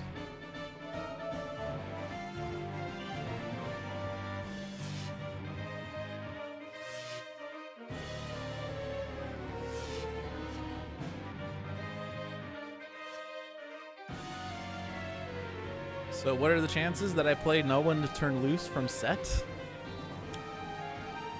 Actually a pretty easy question to answer because there are 16 cards in my deck, one of which is a no one to turn loose. You know what 1 divided by 16 is? That's right, it's 6.25%.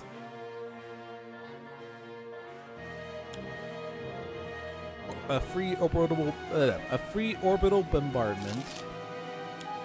An elemental storm.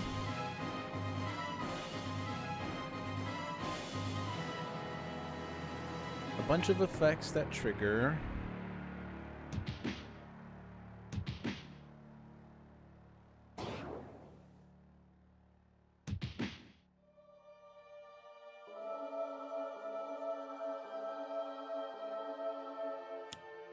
A Grace Under Fire. Oh no! We'll hit Geb.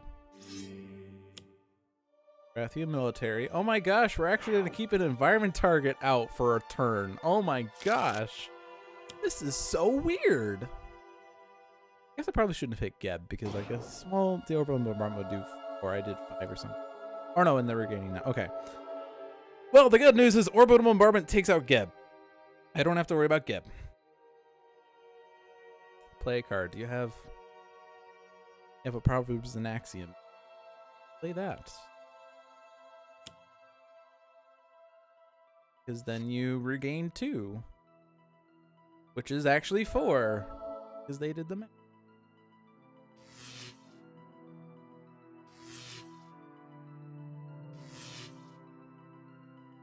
All right, now we discard a bajillion cards. No, I don't need Flesh to Iron. Sure. I'm actually not using. I like my base power now, actually. I'm not going to deal with the other things. I don't need to expect the worst, I don't think. Famous last words. Oh, I actually have... Oh my gosh, where am I? I don't even know where I am. Actually, I have no idea what I'm doing now. Yeah, we'll discard that. Then I'll not dismiss anything to control my next card play, except I'm going to draw this card, so it doesn't matter. Although I guess I could move a card from my trash to my deck and then play that card. So what would be a good card to get? Transmutive Recovery? Yeah, Transmutive Recovery. I'm certainly not going to keep all of these bajillion things. Oh my god. But that's okay. Because we got the Ennead down to a couple. So they're far more manageable now than they ever were.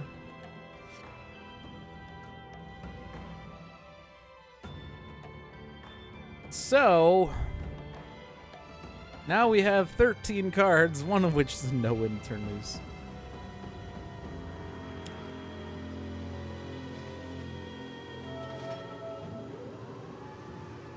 Alright, so this orbital bombardment will now take out Isis. I'll focus the rest on the other. On Whoever's not Tef. Brace under fire and get out of the way. That is still not a that is still not a no when to turn loose. We now have a 1 in 11 chance of a no when to turn loose.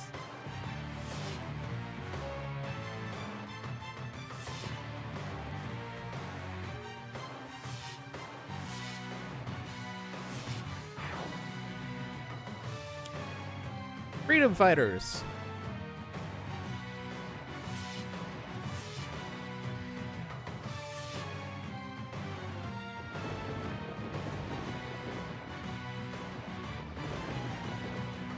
Oh boy, what's gonna happen now? Freedom Fighters!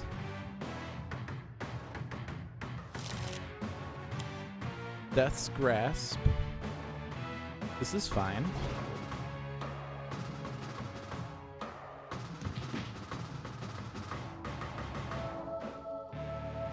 And then... That's not know when to turn loose. Alright, we're doing well.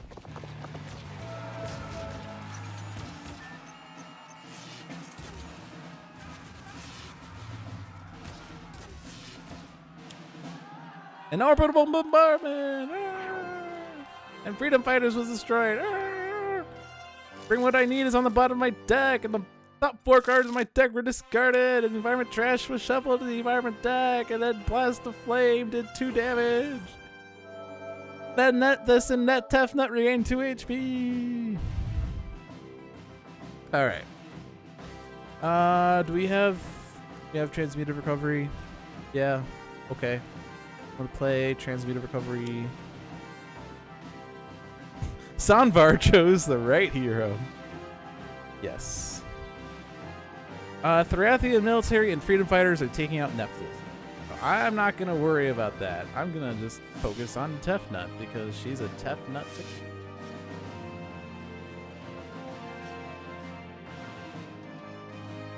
Okay.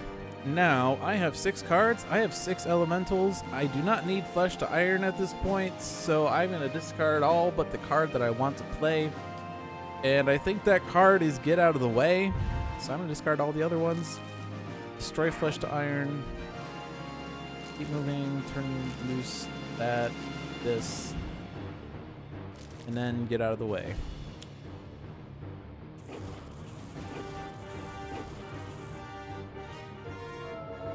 Regain 5, and then I bring Tef Nut down to 1. In fact, I don't even need these guys because I can do enough damage myself.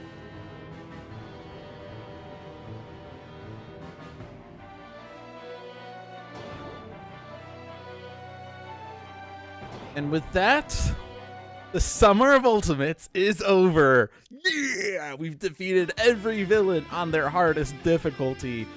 Woo! That's it. We're done. No more Dolphins dive. Wait, what? This just in. Dolphins dive will be continuing. It's not canceling. What? It only took until autumn. Yeah. But hey, it's the fall of the leftovers. It's a couple of weeks before Thanksgiving, so that include Ultimate Team villains. It did. Which of course means 5 of them were ultimate and 10 of them were advanced, but yes, we did fight all of the villains, team villains on their hardest difficulty as well. And you can go as far back, I think we started this in May, I want to say. May/June. I think I technically started before summer started, so it started in the spring of the early Ultimates, but we have defeated them in the past 6 or so months. So all of the Ultimates have been defeated. Thank you for watching. It is 8:35, so I'm of course going to continue on to the next match, and the next match is usually random. But I think I'm going to veto that.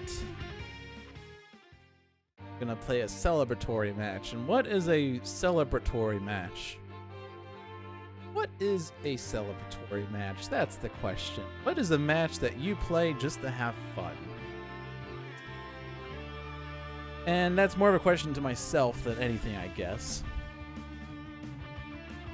How about we fight Gloomweaver? And The way to defeat Gloomweaver this time is actually the alternate way. Defeat Gloomweaver with the clause 3 relics in the villain trash. That's our method of madness. That's our fun way. And we're gonna play it on standard because I haven't played standard in a long time, not since Christopher was on stream. Actually, not since even I did that yesterday for Agents of Scream. So what am I talking about? In fact, I mean, Gloomweaver is a fitting match for the Halloween season. That's why I actually chose the Realm of Discord for the first match. But what's another sort of environment that's very Halloween-y? I'm gonna go with Court of Blood. In fact, I think I'm just gonna go with like definitively Halloween characters. Like Dark Conductor Argent Adept is the definition of Halloween, which is why I played him in the Agents of Scream yesterday, which if you missed was yesterday. Sentinels are kind of like costumey characters. Like, I mean, look at their, well, I guess you can't really see it, but look at their card. Like, they look very like they're trick-or-treaters.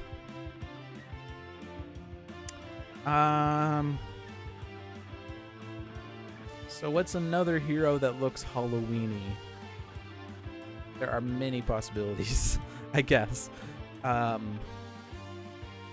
guess Legacy, in some capacity, is the go-to. If I'm going to dress as a superhero, I'm going to dress as like Superman kind of hero. I'm going to go with Young Legacy. And then I guess Chrono, because you always have that one person who dresses up as a cowboy and goes, "Yeehaw!" So we'll go with this, I think. We'll do standard for the first time on Dolphin's Dive in a long time. Gloomweaver versus Dark Conductor Argent Adept, Sentinels, Young Legacy, and Chrono-Ranger in the Court of Blood. And the rule for this match is I have to defeat Gloomweaver by putting 3 relics in the trash. All this delicious despair, I can almost taste it. Let me in, mortals. Attend. I shall set the tempo for this conflict. Move to my beat, and there will be victory. Fail to do so, and you will dance macabre. Benchmark is standard. Look at this! There's no advanced clause. There's no challenge clause. This is like, oh my gosh, I don't have to worry about how hard this match is now. Of course, it's Gloomweaver, so it was never hard to begin with, but hey. Argent Adept. Dark Conductor Argent Adept has Sadistic Dissonant, Drake's Pipes, Scherzo Frost and Flame, and Tilleman's Lyra. Sentinels, standard vanilla Sentinels, have Dark Delusions, Good Hero, Bad Hero, and 2-second chances. Young Legacy has Danger Sense, Fortitude, Heroic Interception, and Surge of Strength. And Chrono-Ranger is Hunter and Hunted, 2 Just Doing My Jobs, and the whole gang. I wonder what Gloomweaver's gonna start with. A zombie servant? Oh no! An undead servant? Oh no! A walker servant? Oh no! I'm all out of zombie words now. That's all the one. And then Pouch of Bones. Oh boy, this is like this is like Skinwalker right there. Well, at least we have our first of 3 relics we need in the trash. I guess I could have made it advanced Gloomweaver so that you couldn't be hit by melee or projectile, but that's okay. Well, so Dark Conductor doesn't have an ability to activate anything immediately, so I'm gonna put the Lyra out because then you have it. And let's see if we can get a bounty for Chrono, and if not, let's see what the Sentinels have. We have Danny Boy and Dark Delusions. Dark Delusions would normally take out each villain target, or take out the zombies right now. But Pouch of Bones is in play. We do have another Dark Delusions that can actually wrap up the zombies, so I'm going to go ahead and Dark Delusion it up. Oh no, I damaged Gloomweaver. I'm not allowed to do that.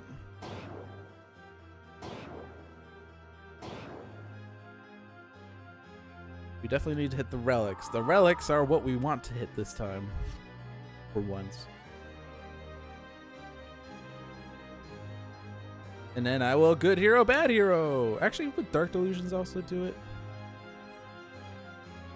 Or no, wait, what am I doing? Yeah, Good Hero, Bad Hero is not the one I want. What am I doing? Let me start over again. Hi, I'm Dolphin. I'm starting this new stream on the Candelabra channel called Dolphin's Dive.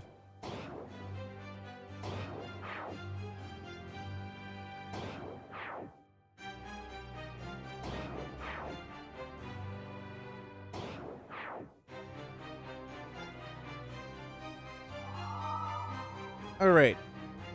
I don't need to block. I want to take out the pouch of bones. And we get the Caligula's form. Alright. Let's do more damage. I like damage. Damage is a good thing to do.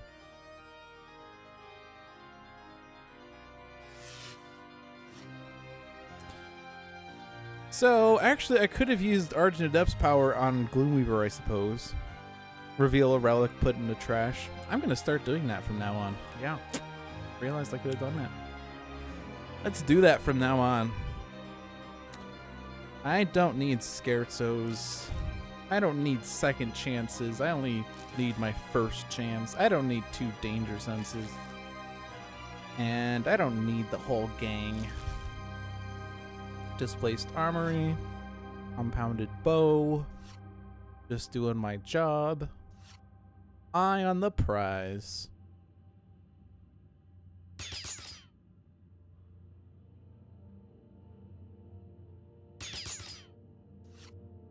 I just rewound, did I not? Did I rewind it? I did rewind. Yeah, I did already rewind this game. Whoops! Sorry, Jay-Z. Alright, we get Profane Zealot, which is providing a damage reduction. But if I destroy him, then the Pouch of Bones is going to do HP recovery. So I think I'm going to leave him in. I'm going to put out Sadistic Dissonant. And then I'm going to not use Sadistic Dissonant. I actually thought about using it to destroy the Pouch of Bones, but instead I'm going to reveal Gloomweaver. And I'm going to reveal Legacy. We get a Voodoo Pin, and we get Bolster Allies. We'll go with Bolster Allies. That seems like a better play. Does it not?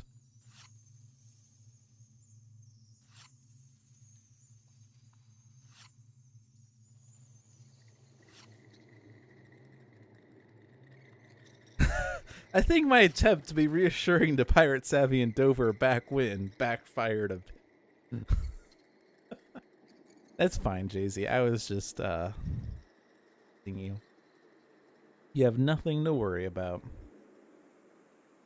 Yeah, we'll do the Caligula's. Can you dig it? I'm gonna grab the pouch. Karate Robot! Flying stabby knives! Giant floaty head!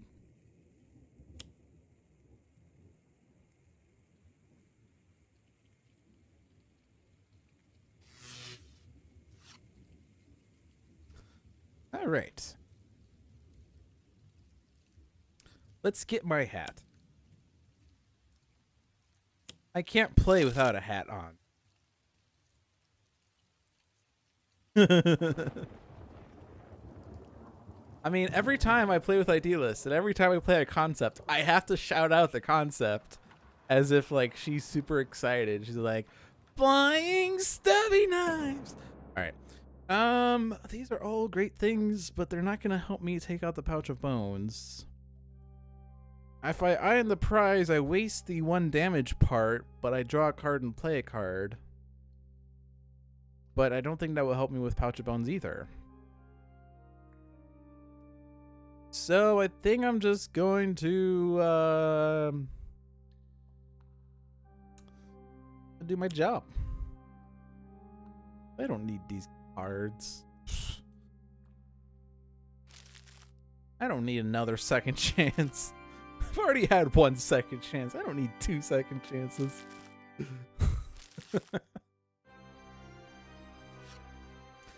One of the things I love to do in Sentinels is to work with card names in sentences. Like, what should I do? I think I'm just gonna do my job.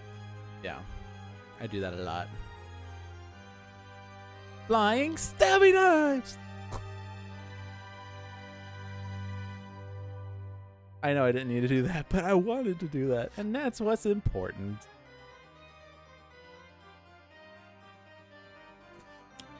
And unhallowed halls. Oh no, we can't regain HP. Actually, that's good because now Pouch of Bones isn't gonna do a thing. Oh boy. Let's put this on Writhe because Caligula's form. Joke's on you, Gloomweaver. So, Pouch of Bones. Each villain target regains 4. Whenever target other than this card is destroyed, this card regains 4. Well, too bad. You can't regain any. Arcane Cadence. Control my next card thing.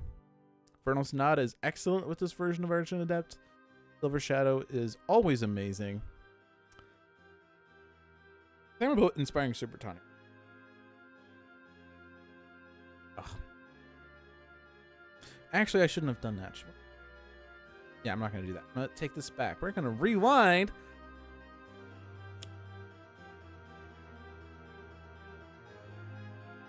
Because of Unhallowed Halls. Unhallowed Halls, non-vampire targets cannot regain HP, so none of those effects that I mentioned are going to do a thing. Inferno Sonata in hand, Instrumental Conjuration on top. And then I love Silver Shadow, but I tend to like omit it at this point. And just in case I get a rhythm. Wait, no, I know what's on the top of my. I'm not gonna do that. Gloomweaver and Argent Adept gives me Chosen Disciple and Instrumental Conjuration. I'm gonna go with Instrumental Conjuration. Yeah. Get my harp. That's all you guys keep harping about is how there's no harp in the game yet. See what I did there?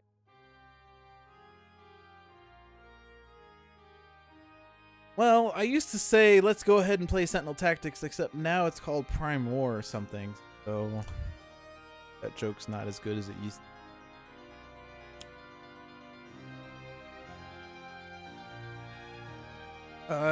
Legacy can take out Pouch of Bones right now. So I'm just going to go ahead and use this power on Profane Zone. Actually, the redirect is going to happen. Oh yeah, and I wanted to do that in Tactics. What have I got against playing Gloomweaver cards?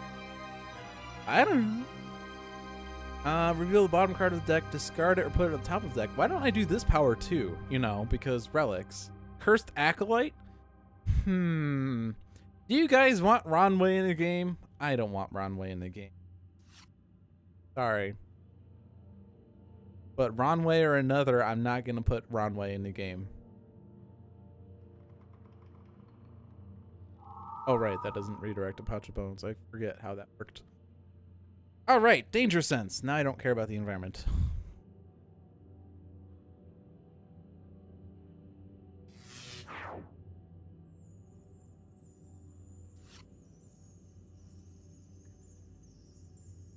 Okay. Still a -1 in effect. But if I put out no executions, that would do a thing, except I don't actually want the Profane Zealot to be on the bottom of the villain deck because I'm trying to discard the relics. So I'm just going to do my job again because I don't have a thing to play here. Actually really love just doing my job, and I will play it regardless. Well, I shouldn't say regardless. I tend to play it like even if we don't have many cards in our hands, because like you can almost always find a card that you're willing to discard for it. Like from any. I could put no executions in the trash and Rangers mark it back. I could put whole gang in the trash and what I really want is a is the sudden contract. There it is. I have 2 of those. Which means, well, I mean, I want a sudden contract, but I don't actually want to put like by any means on Gloomweaver because that doesn't do anything. But I can go ahead and put Dead or Alive on Gloomweaver because I don't care about that card leaving play. And I will still do 0 damage because I don't have Hunter and Hunted yet. But hey, now I have a HP regen card.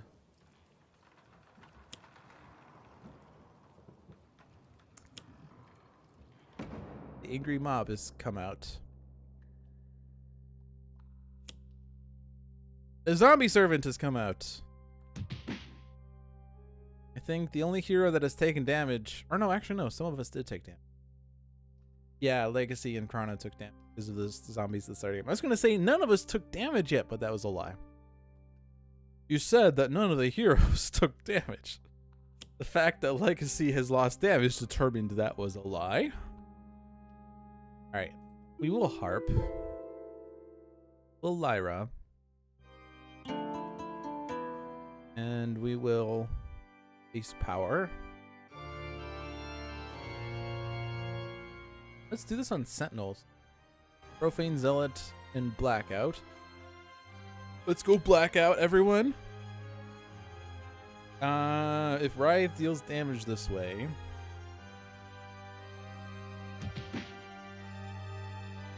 And then I get to use a power. Probably could have just used the base or Writhe's power again. Oh well. Still trying to get. Oh right, never mind. I forgot that was Infernal. Let's rewind because I forgot about that clause. Hi guys, I'm Dolphin. Welcome to Dolphin's Dive, the stream where I forget what effects are in play. That is not what I wanted to do. Let's rewind. Welcome to Dolphin's Dive, where I play rewind buttons copiously to the point where it's commented on other streams, which makes Jay-Z feel awkward because it feels like insulting her, but I'm not. Okay. We're not doing Profane Zelda.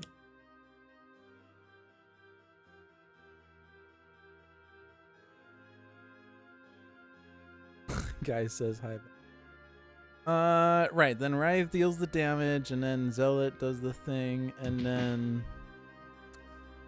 then Idealist does the thing. I could have had Writhe use his power, but I'm not smart enough to do that. And now, because this is Unhallowed Halls, I'm not going to do choose for me, because I want you to hit other things.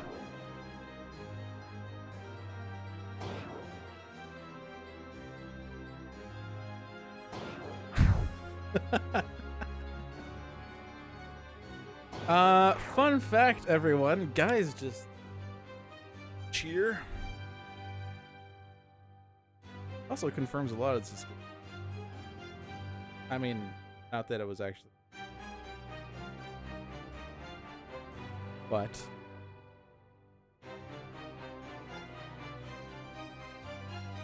I don't know you can do that well because of the reflection, but. You rang, Dolphin. Hey guys. Somewhere Christopher is shaking it. I don't want to discard 2 because I don't want to do that. I want to regain 0. Right. Yeah. Well, okay, that's. Also, yeah, because of Unhallowed Halls, why did I even play Dead or Alive? Welcome to Dolphin's Dive, where I forget that Unhallowed Halls does things that also affect us. Let's give Sentinels a card, because we want something.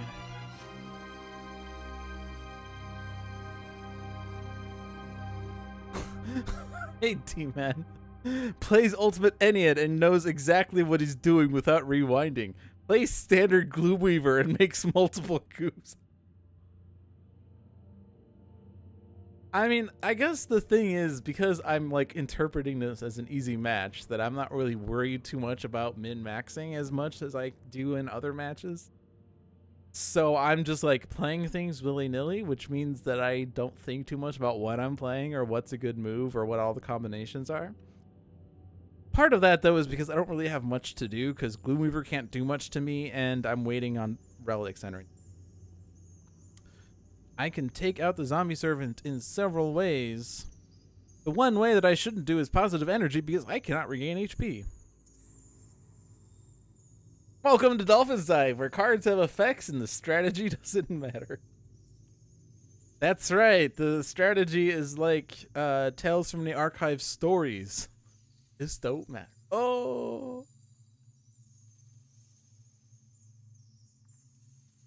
To be fair, I don't think my woes have anything to do with Argent making things complicated. I would have forgotten about the Unhallowed Halls clause regardless. Like, I would have played positive energy here right now if it wasn't for my Argent Adept goof. I'm not going to play these cards. And I skip because I'm not really happy with my hand right now. So I'm going to draw an extra card.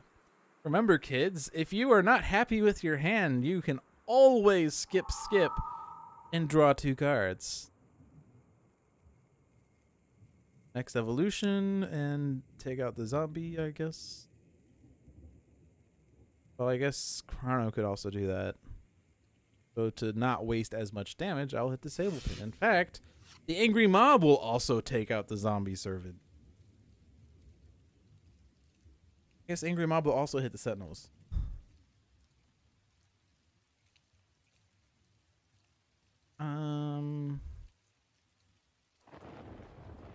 I could Neurotoxin Dart Thrower the Angry Mob just to save the Sentinels from that 1-1 that I could have saved them with otherwise, because I'm dumb.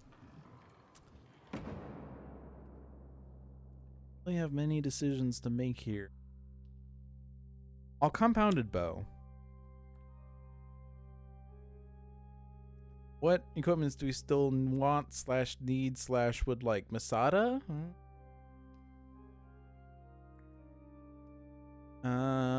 We discarded Danny Boy earlier.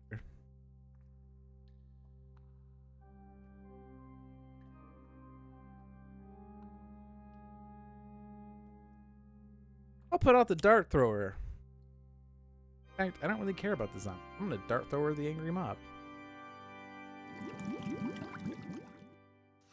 Did you see my game last week when Megalopolis stopped me from playing cards and using powers because Chairman decided to play both of those? I want to say that's one of my top 10 Dolphins Dive moments. But in fairness, that was a moment that had actually happened like 3 years earlier that I laughed so hard when it happened. It was actually it was the first Chairman play was Rook City is Mine, and the top 2 cards were Paparazzi on the Scene and Hostage Situation. So what happened on Dolphins Dive was in the middle of the game, but what happened to me 3 years ago was at the start of the game. I was like chuckling because I'm like, can't do anything. I thought this was a game. Thought I had choices here. All right, we can destroy one of these. Feast of Flesh is putting extra cards out, which can trigger Infecting an Air. But Infecting an Air would also take out the Zombie Servant, so I'm not actually worried about that. He suffered the entire Megalopolis trifecta thanks to Deadline. Well, at least with Deadline will destroy the Megalopolis cards eventually. Card deals each non-vampire target 1 Inferno. Well, that will take out the Zombie Servant. Oh no, wait, no, it just happened because of Infecting Air. That's right. Okay.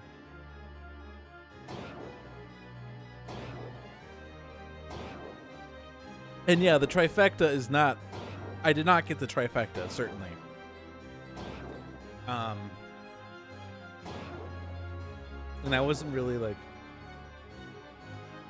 I don't know. I think that not drawing cards is certainly an extra terrible effect, but I think that what's funny about not playing cards and not using powers is that you are forcibly skipping and drawing 2.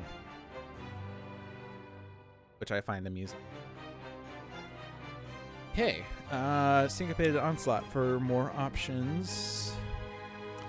And then there's... Oh, I guess I could just use Sadistic We will still do the thing. Yeah, Argent Adept, Teleman's Lyra. So we'll do... So here's what we're going to do. We're going to have Argent Adept reveal Gloomweaver and Sentinels. And that way, if Sentinels gets a damage dealer, then we can also have Writhe's power activate. We get concentrated assault. Yes, that's the one. So, select a card to deal damage. We don't have any extra effects. Oh, we got the Grimoire of Curses. I didn't even see that came out. Wow. Not only am I missing effects, I'm also missing cards that just literally entered play. This. Gloomweaver has an indigo pin. That goes in the trash. And card draw Legacy does not have good options. Inspiring Presence is a much better option. And I will go ahead and discard too, because Vernal Sonata is only good for deck manipulation. It's only good for deck manipulation. That's all it's good for.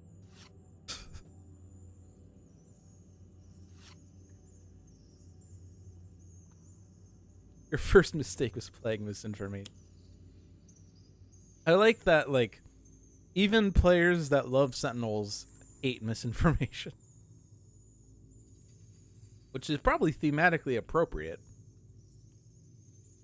Hippocratic Oath is not doing anything. That one. Now I can Human Shield. And then do damage. Do damage. And then use Writhe's power. See, now I'm using this 2 turns around. No, not top of the deck. Oh boy. See, my mistake was that I thought trash was the bottom option.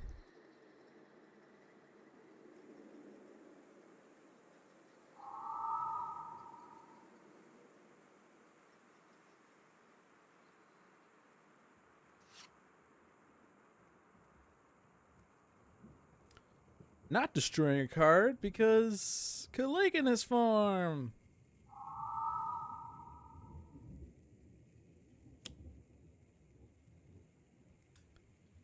But now we all have a +1.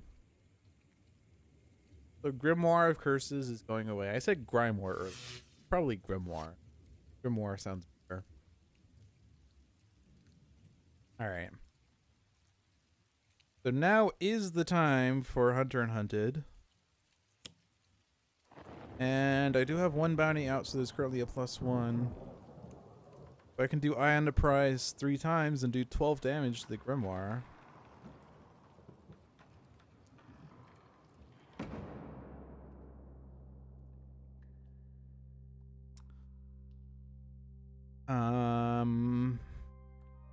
I mean, so we do still have our Electorotio that I've just neglected.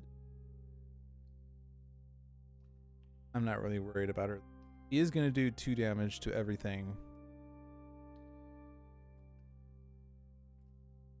If I do Sudden Contract for by any means, then I'm going to do 4 damage 3 times. I'm going to do that. Because that seems like...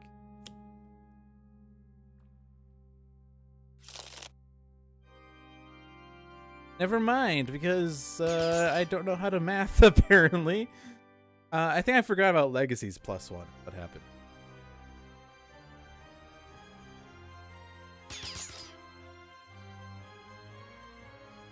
I can usually math really well with Chrono because I love Hunter and Hunted.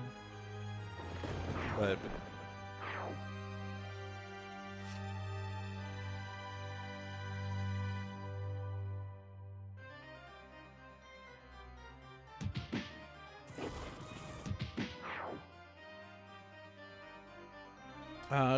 Mainstay does not have his -1.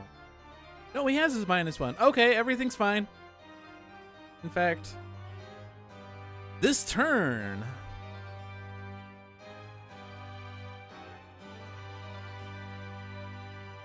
Look at this.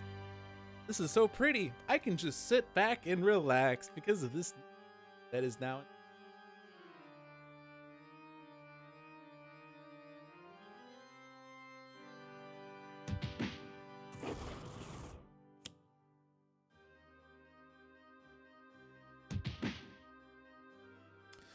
And then I think I have to undo that right now because that's going to all redirect to Mainstay. Actually, no, he'll survive. There's only 1, 2, 3, 4, 5, 6, 7 targets. He'll survive. He'll survive. I can clear it if I rewind, for sure. But that's fine. I don't need him to have HP.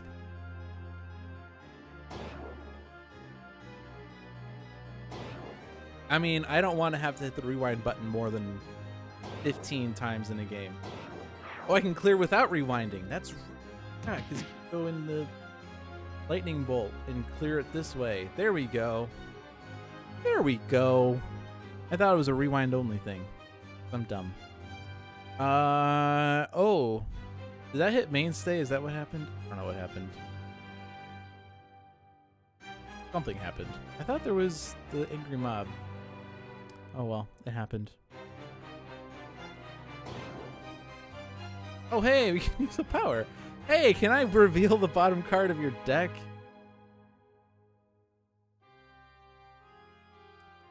Actually, if I redirect to Mainstay, Mainstay takes himself out.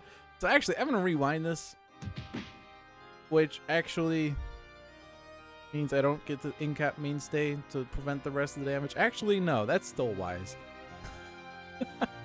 Let's go ahead and redirect everything to Mainstay so that the Feast of Flesh / infecting an air / whatever it is.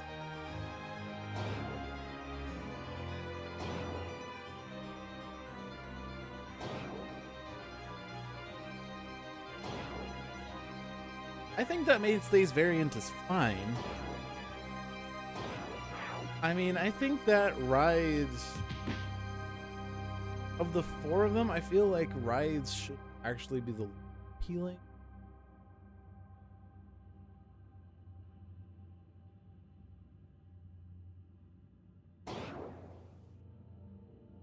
We'll use a power. Oh man, this is still Crimson Pin. Alright, we saved ourselves from Feast of Infecting an Air. That's the one. Fast following. Actually revealed cultists. No! I guess it could have also revealed relics. But hey, it didn't reveal a relic that was...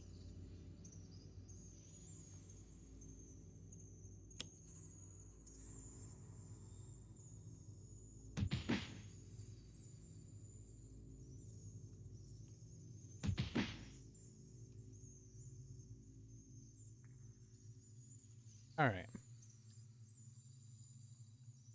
I can revive Mainstay. As long as I use second. Which I can guarantee with Vernal Sonata. But we can't regain HP. Oh no.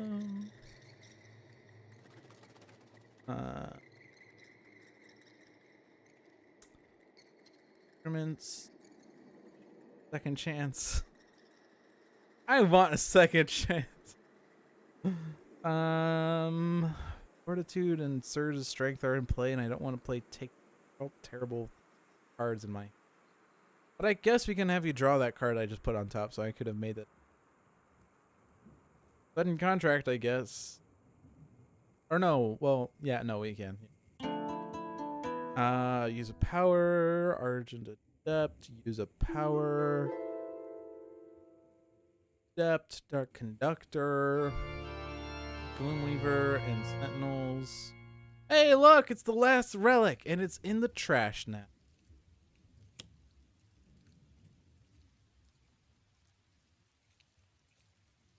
So, Villain Trash has 3 relic cards, so it doesn't matter what happens now, we will win. So I'm gonna take out environment cards because they're being a nuisance.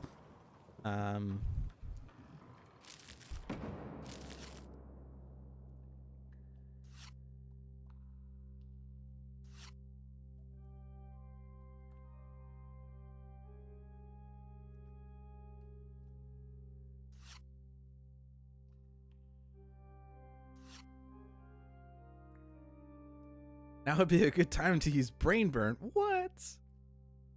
That's poppycock. Yeah, so it doesn't really matter. I guess we could take out Relic Dorothea. You have many ways you can take out Relic. Like this.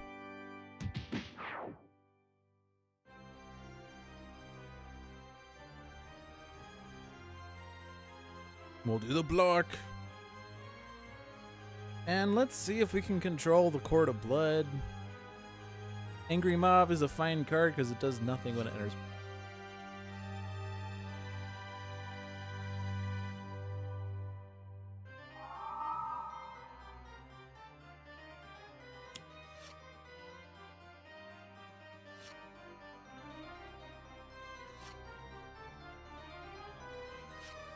Okay.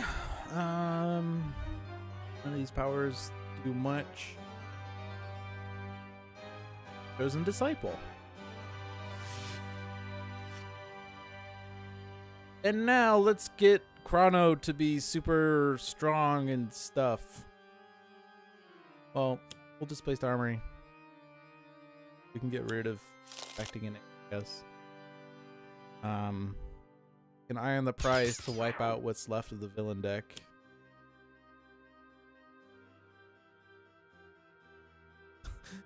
Gloomweaver can play cards, that's fine.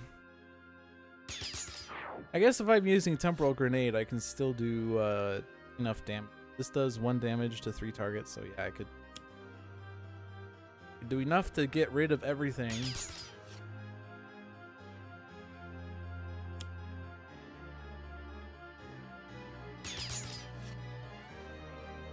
Then ultimate target, so that when you do damage, I use a power. Yeah.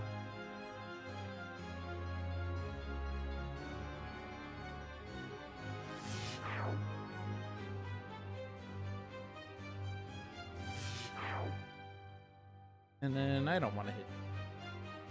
I might have hit you earlier. That was wrong.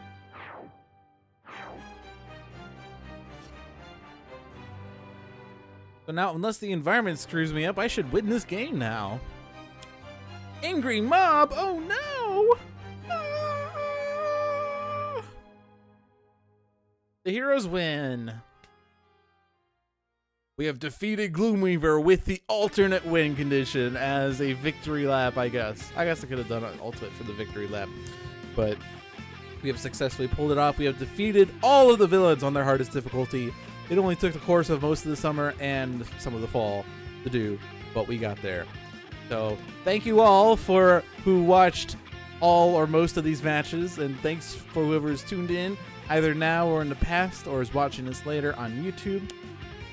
All about you.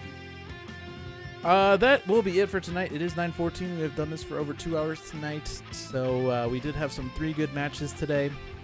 Well, the first match wasn't as good. The second match was pretty good, but pretty long. And the third match was just fun. That's all it had to be, was fun. Not all matches have to be terrible, no good, very bad, doom and gloom matches. We can have some fun on the side, too. If you have just tuned in, this is Dolphin's Dive. This is the weekly strategically minded Sentinels of the Multiverse stream, hosted by me, who's Lou Dolphin. But there are several other streams on Candelabra Games that you should check out. On Mondays, we have On Deck with Pirate Savvy and Dover, a brother and sister duo who have a very comedic and very engaging stream experience that you should definitely check out. Tuesdays, we have Sentinels Live. No, sorry, it's been changed, I think, to Candelabra Live. I only caught some of that this week. We have Candelabra Live every Tuesday with Jeremy and John, 2 of the developers of Sentinels of the Multiverse on digital, as well as One Deck Dungeon and Bottom of the Ninth. And they are currently working on their 4th game, or it's not actually their 4th game. They developed a game a long time ago, but they're working on their 4th major current gen game, which is Aeon's End. And they actually previewed that on Tuesday, and you should check it out if you are interested in seeing their newest content. I didn't actually get to check it out too much because we were busy working on Agents of Scream during Candelabra Live, but I have heard good things about Aeon's End, and I look forward to being able to play it digitally. I don't have it physically, but I might pick it up if I feel like getting a preview of it. Every Thursday is yours truly doing Dolphin's Dive, and every Sunday at 7 p.m., all of these streams are at 7 p.m., is Tales from the Archive with another Letdown, who does some storytelling, sort of fanfic style Sentinels storytelling, and he sometimes has some extra story elements, like what I did today where I could only defeat Gloomweaver with the alternate win condition is the sort of thing that another letdown tends to do. And I think that also as the result of there being a Kickstarter for this, which by the way, there's a Kickstarter for Aeon's End that is starting on Monday, so you should definitely check that out and try to contribute whatever you can to proceed towards the development of Aeon's End. I mean, they've definitely done work on the game, so that's not to say they don't need the money, but anything more you can do would certainly help out with that. And that's certainly if they don't reach the goal of their game, then they can't make the game. So you definitely want to make sure they reach their goal. Plus, there's some exciting extras, and that Kickstarter should be released on Monday, I believe. So you should go check that out when it gets out, so you can check out all of the bonuses, all of the stretch goals, and support your favorite developers of Sentinels Digital. As a result of the Kickstarter, there is a bonus stream every Wednesday of this month. I think it's at 1 p.m. and it's a dev stream, and I'm sure that it's very Aeon's End related. So if you're not sure what Aeon's End is, or if you're interested in seeing what it's like being a programmer for a digital game, or if you think to yourself, why do they need a Kickstarter? Why don't they just make the game and sell it? It should be super easy to do. You should check out their dev streams and be proven otherwise. Maybe not if you're excited about Aeon's End, check it out and be proven otherwise. But definitely check out the dev streams. Those are exciting streams. You can actually see some insight into the development process, which is very exciting and very fun to see. Especially if you think you want to be a game developer yourself someday, you can actually see what it's like on that side of the curtain. And I guess it is possible that you could see Jean-Marc doing music yourself. I don't actually have information on what these dev streams will be like, but I presume that they might be showing off some programming side, maybe some marketing side, maybe, I don't know, maybe some artistic side, maybe some musical side. Because there are certainly more facets to a game than the programming logic. Like, if you look at this screen and you think to yourself, this is a really simple screen, I don't know why the screen didn't look like this when the game first came out. Why didn't they just do it in the first place? Like, there's a lot that goes into game design that's well beyond just the programming. Like, where should the new game button be? Does it make sense for it to be in the bottom right corner? Should it be in the middle of the screen? No, that's the most important part of the screen. You have the artwork for defeated Gloomweaver. Should that be on the left? Should we be zoomed in on it? Should it be like clickable when you see it? Should it be a mini art? Should it be on top of the card text? Should the HP on Gloomweaver be on top of Gloomweaver's defeated art? Should we mention the fact that you won the game? Like, isn't it obvious that you won? Maybe we should put a share button somewhere. That way people are inclined to click it and share their victories. But wouldn't they just hit the screenshot button on their computer anyway? Like, don't they have a print screen button on their computer? Why don't they give us a stats button on the screen? See, there's a lot that goes into game programming that you might not be 100% aware of as an armchair player. But anyway, all that aside, there's a Kickstarter for Aeon's End. You should check it out next week. You should go fund it if you can. Whatever you can fund towards the goal of making the game would be certainly very appreciated. And if you don't have enough money to do whatever, that's fine. If you have some spare money, certainly that's great too. But certainly check out the Kickstarter in any case, and you can see for yourself whether it's worth throwing money at them. But that's it for tonight. Thank you for watching. I'm glad that I was able to defeat Ultimate Ennead. Moving into the future, we will have some new stuff, like maybe just regular Dolphin stuff, because I don't actually have any new stuff planned. But the possibility that was addressed, possibly last week, I don't even remember when this was brought up. I know that John mentioned it on Tuesday, that there's a possibility that I will do a stream where I just learn how to play One Deck Dungeon. That's a possibility, because that's a game I've really been meaning to do, and I haven't had a good enough excuse to go and do it, because I haven't had enough spare time to sit down for an hour or so and look at the rules of the game and play the game myself. But if I'm sitting in front of a stream, I'm kind of forced to do content, so like, it's a good opportunity to do that. That's something you can look forward to in the future. When that does happen, I will certainly announce it in advance, and I will try to make sure that there are tweets about it going all over the place and announcements and Discords and whatnot, so that you can, first off, not miss it, and second off, if you're not interested in it, you don't tune in accidentally. And another letdown says he would join me for that. So maybe we'll do another team-up stream for One Deck Dungeon Learning. But for tonight, I am done. Thank you for watching. Check out the other streams. Check out Sentinels of the Multiverse content if you haven't already. You missed the 4-year anniversary, but you can still get the game. It's still out there.